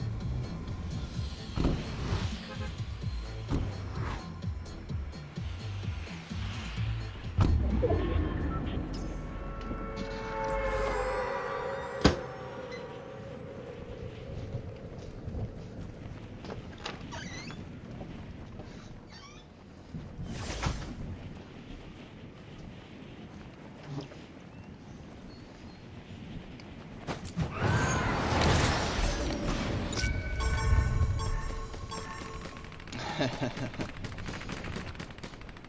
gonna be funny when no one's gonna be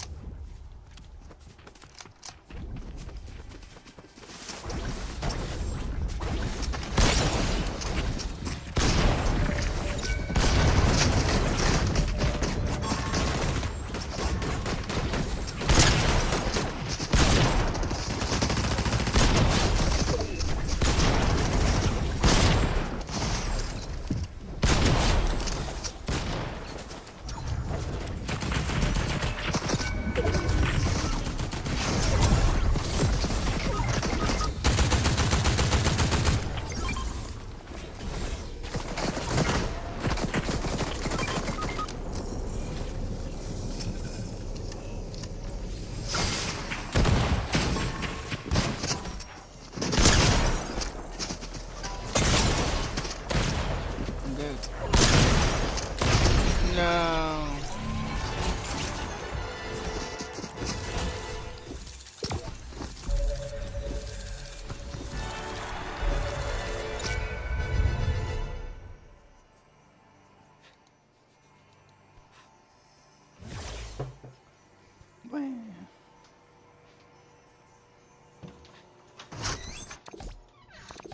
Good try, guys. That's good.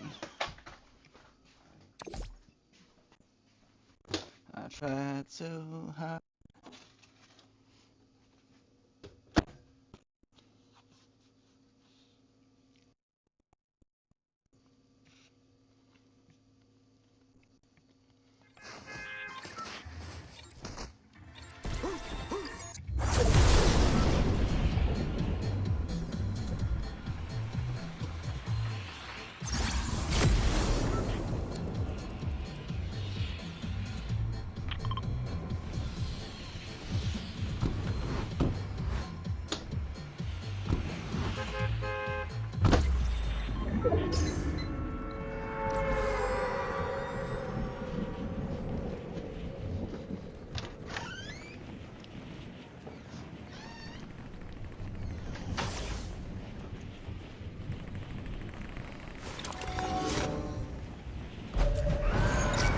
You said you haven't watched Stranger Things yet?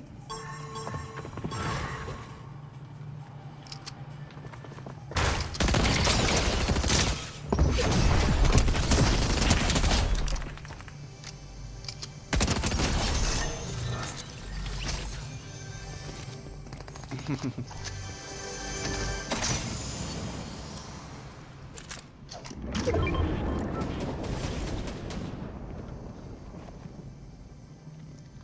a good show.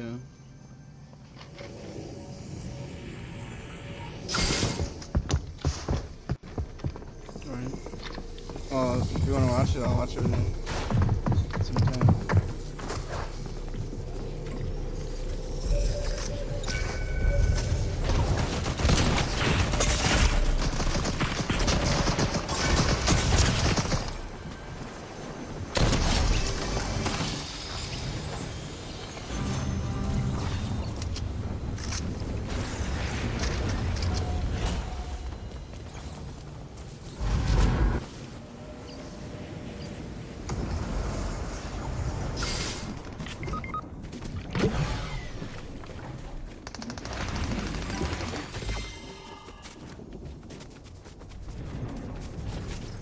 I'm coming.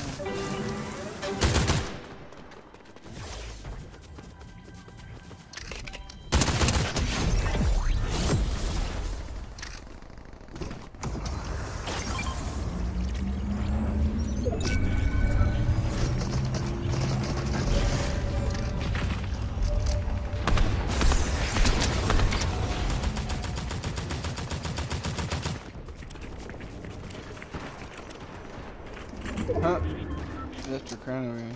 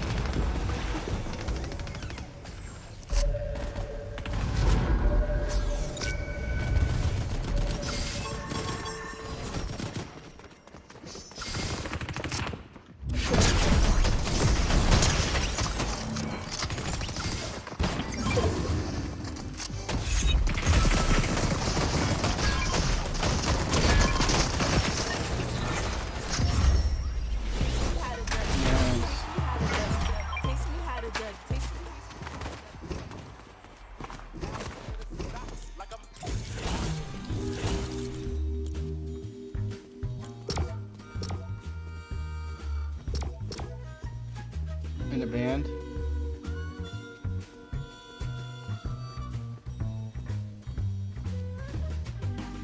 What kind of band? Did you say? Oh. Oh, I said, kill that woman. Yeah. Yeah, I didn't think so.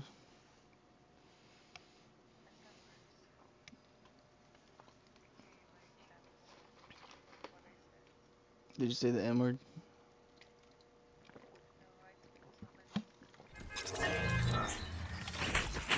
That's true.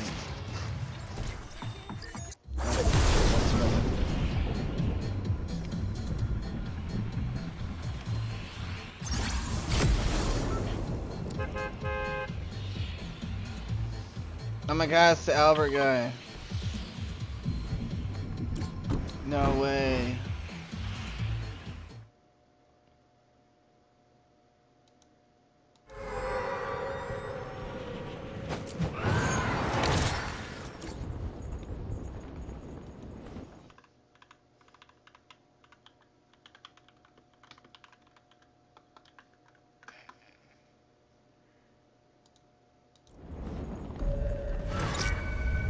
There's a guy and his name's like Albert with like 100 A's, and I always get in the same lobby with him. Yeah, I saw him think the best driver, so I recorded the clip of it.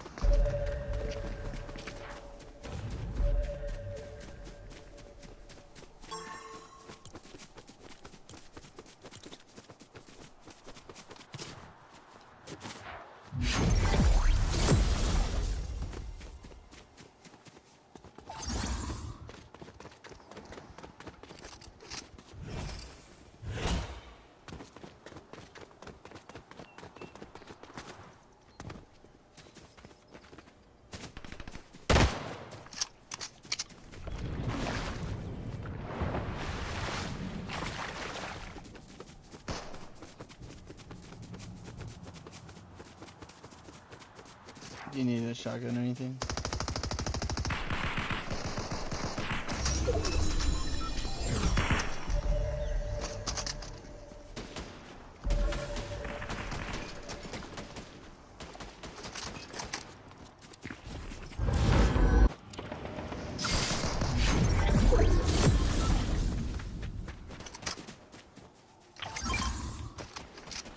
Oh, here, you want this one?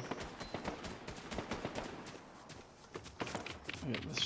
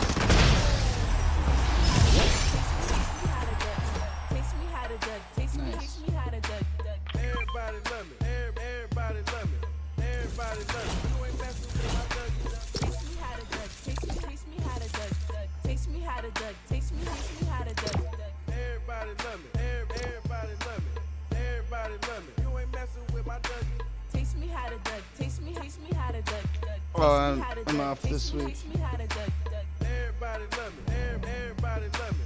Everybody love me. You ain't messing with my junkie.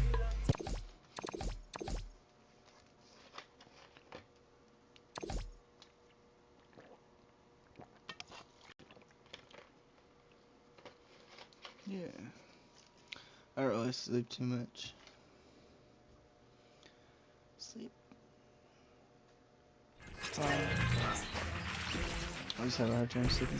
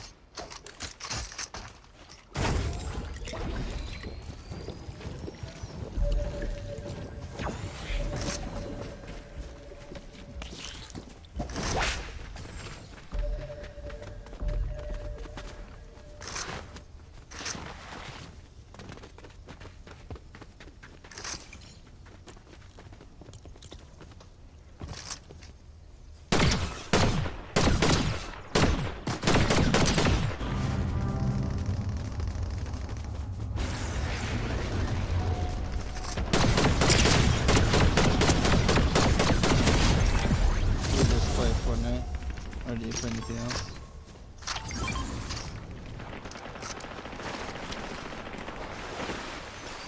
Do you just play Fortnite, or do you play anything else?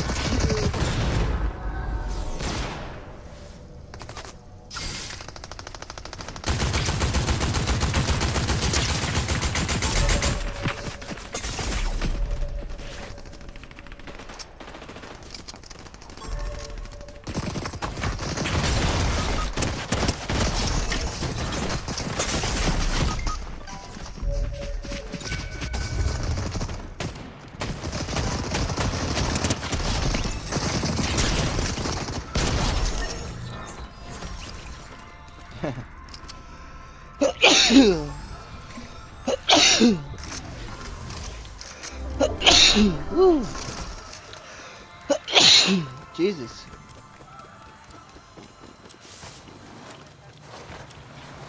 That's just it.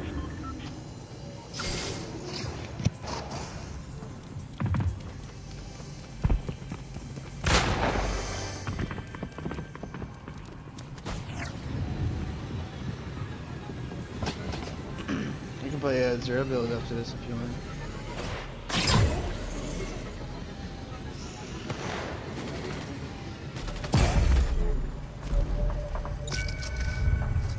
I'll be right back.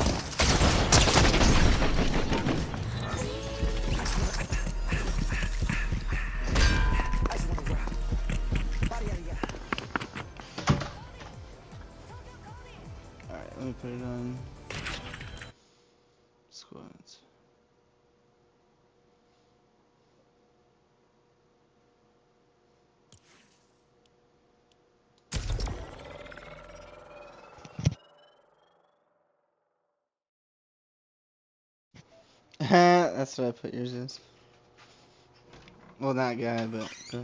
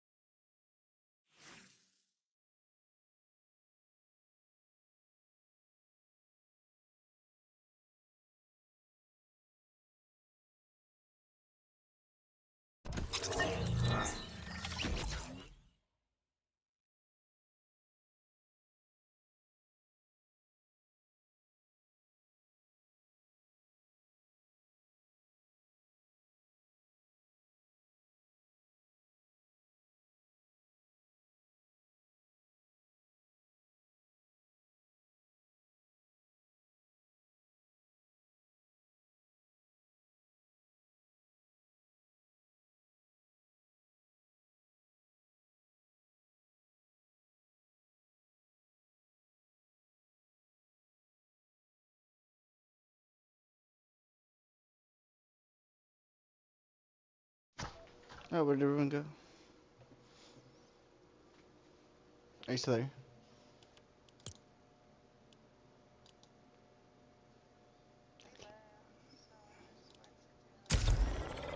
Well, okay. Sorry, I had to help my mom. She's had a bunch of shit.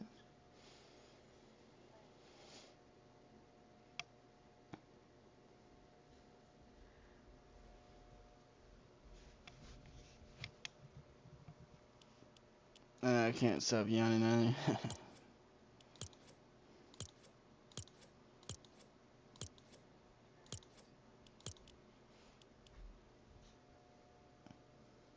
I know it's almost like 5 o'clock for you.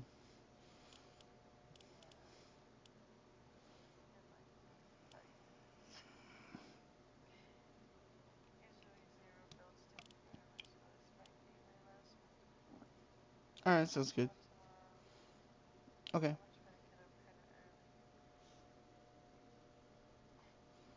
There's no such thing.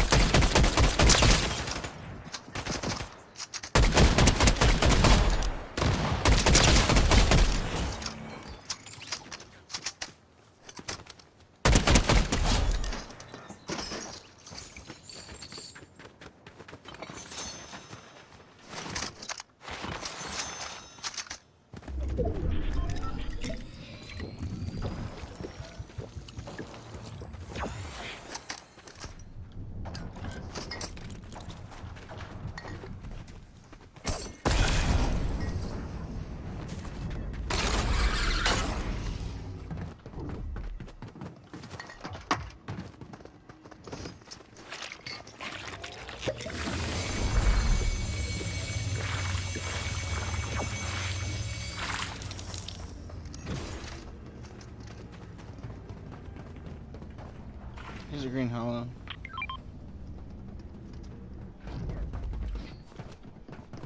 It's end of the series.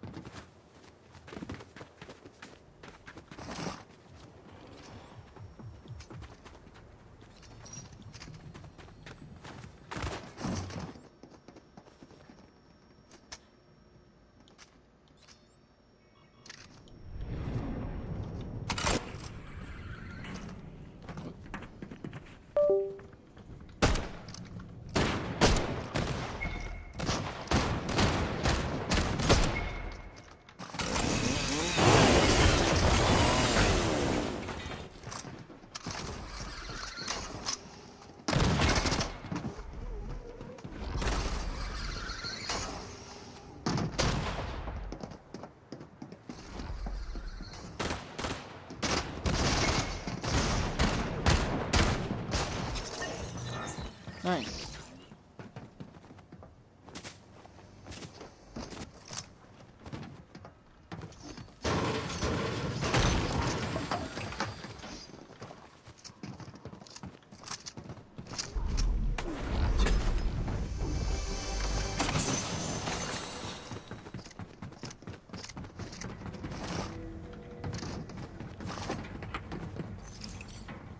I thought you did.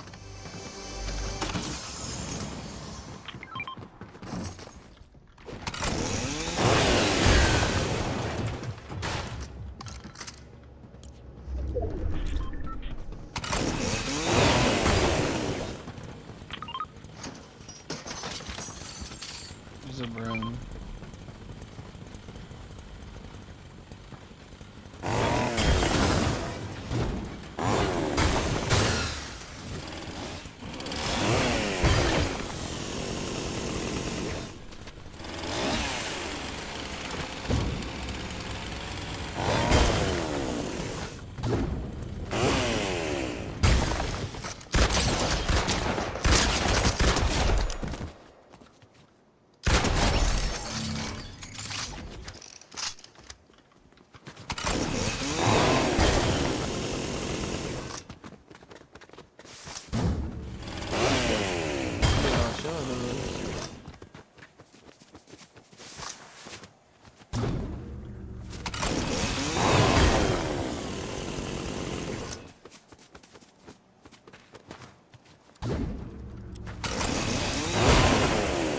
For that bunker.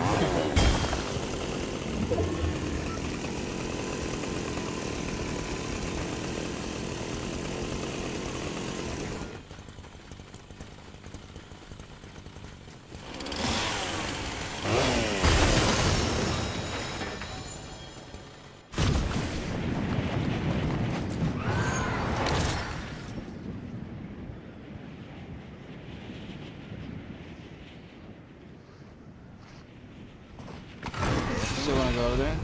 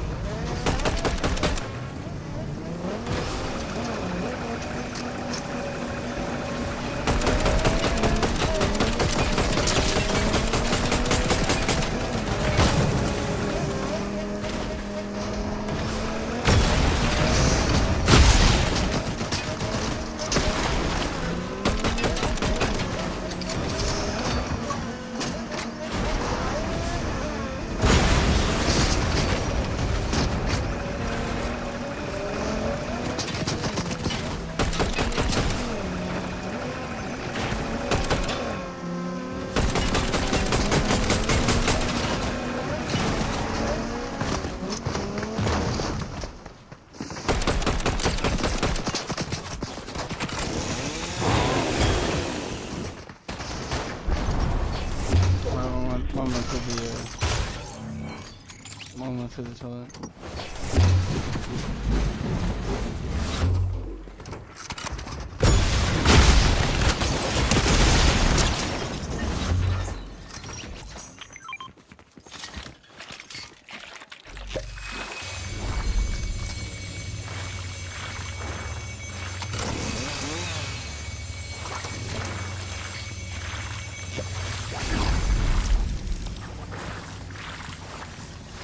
Thank you.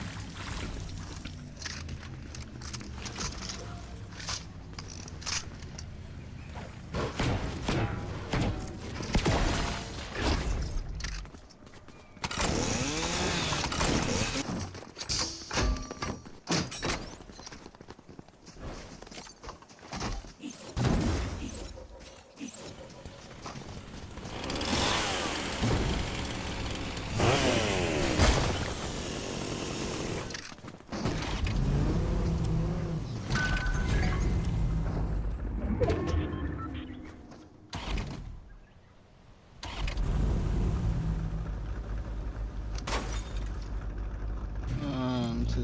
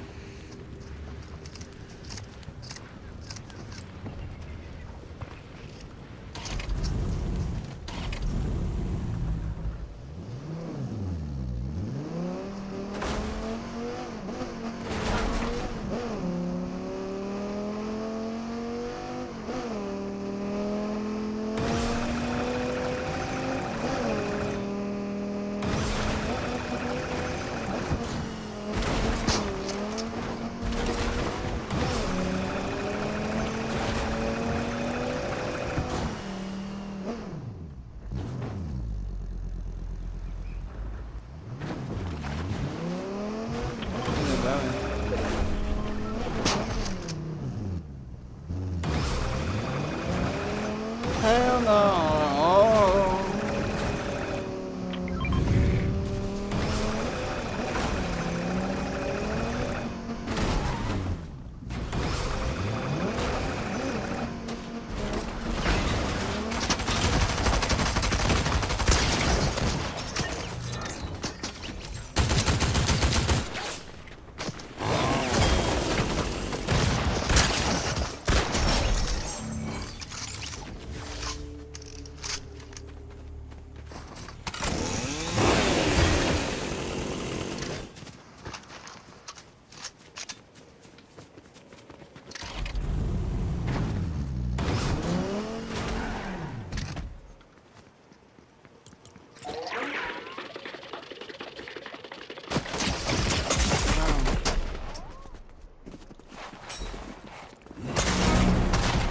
Run. Holy shit.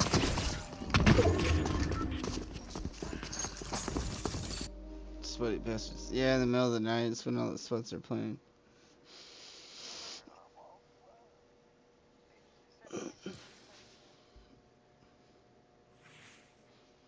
Alright, well, thanks for playing. Okay. Yeah, just let me know. I'll probably still be playing. Alright, have a good night. Bye.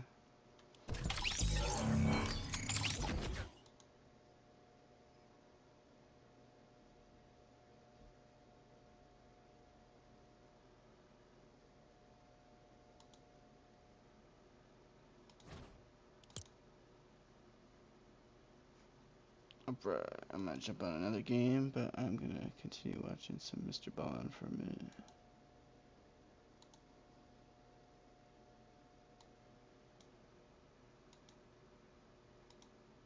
Got some food, so... I don't really know how to say this, but one of the biggest and most well-known museums in the world was broken into, and the crown jewels of Paris were stolen and found in a gutter. Like, there straight up was like some Ocean's 11, like crazy, you know, movie heist shit that happened with this. This was insane. Breaking now, an international manhunt underway after masked thieves stole priceless jewels from the most famous museum in the world, the Louvre. Oh. Still shuttered after French crown jewels, literally, including a sapphire tiara and an emerald necklace set among 1,000 diamonds, were taken in a wild 7-minute heist on Sunday. 7 Only 4 minutes. of those minutes were spent inside the museum. The rest was getting in and out undetected. You don't do that without prior planning. Isosaurus is out front. Yeah, I bet they planned this ahead of time. I could have told you that. Yeah, it's like a movie. Exactly. Make a lot of noise over there. So over here in this room, you can take 100 million off the wall and waltz right out the front door. There it is.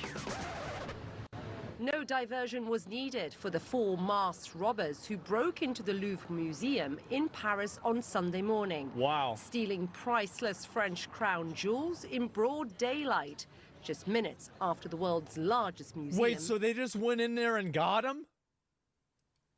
opened its doors.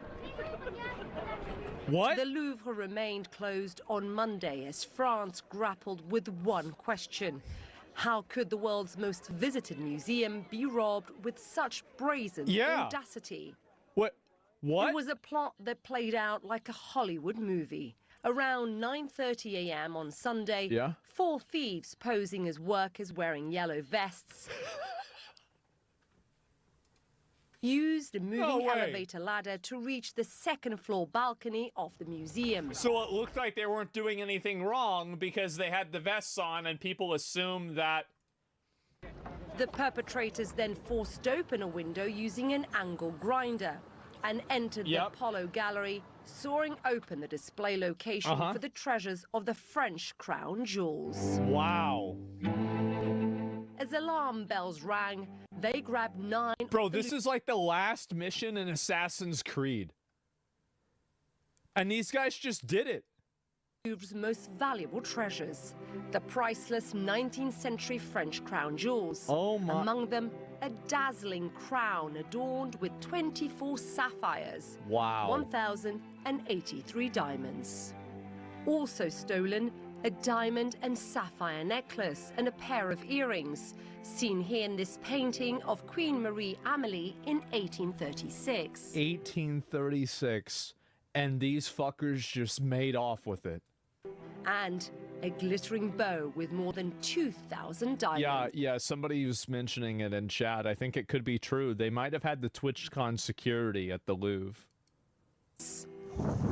Not so good, huh? Clever to use a cherry picker. I mean, in a you glass. gotta be on it. Yeah, you gotta respect it, man. Like, the fact that they let that shit happen is crazy. It's kind of to steal priceless, well, sentimentally priceless jewels from the Louvre. The fact that it was done in daylight is also astounding. It took only 7 minutes for the robbers to re-emerge with 9 pieces of jewelry, apparently from the same window. So they went out with the crown jewels of France, and then they went back in. Wait a minute. Well, hold up real quick. Oh, bro, I think you left your phone in there. Shit. Okay, hey, real quick, let me go get it. Oh, look what I got, bro. Look. What's sure is we failed because someone was able to put up an elevator truck in the open in the streets of Paris, have people woke up for a few minutes and take priceless jewels and give France a deplorable image. Thankfully, one of the most precious items, a crown Napoleon gave his wife, Empress Eugenie, was dropped by the thieves. Oh, they've actually, apparently one of my mods linked me a counter theft measure that they've added in to the museum.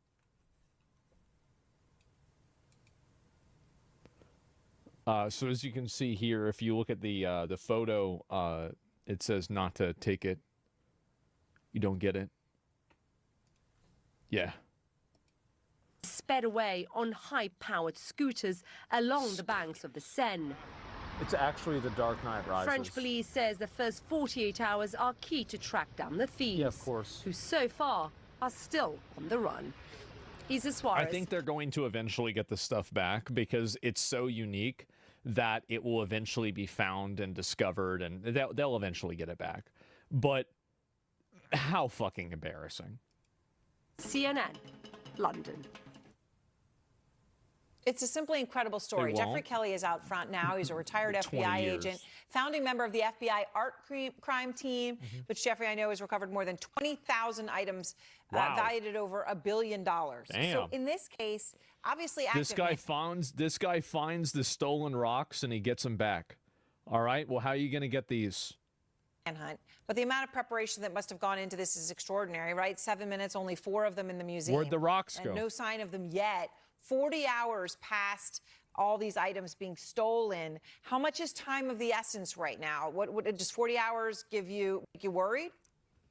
Yeah. No, 40 hours doesn't worry me. It's certainly not going to be solved overnight. When you look at art theft, recoveries are going to be made very shortly after the theft, or it's going to be generational. Yeah.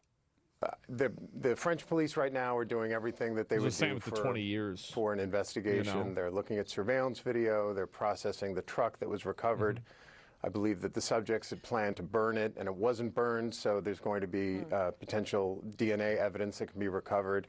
And they're going to be reviewing surveillance video and conducting, not just throughout France, but throughout Europe, intelligence sources to see if anybody has any information of value. So it's going to take time. They're going to be in this. They actually stole, bro. As I said, this is like the last Thieves Guild mission in like an RPG. This is like the big one, you know. And they just did it. The long haul, I'm sure. Yeah. A Paris prosecutor told reporters today that it's possible that an art collector actually commissioned the heist. Do you think something like that's possible? I mean, who do you think is behind this?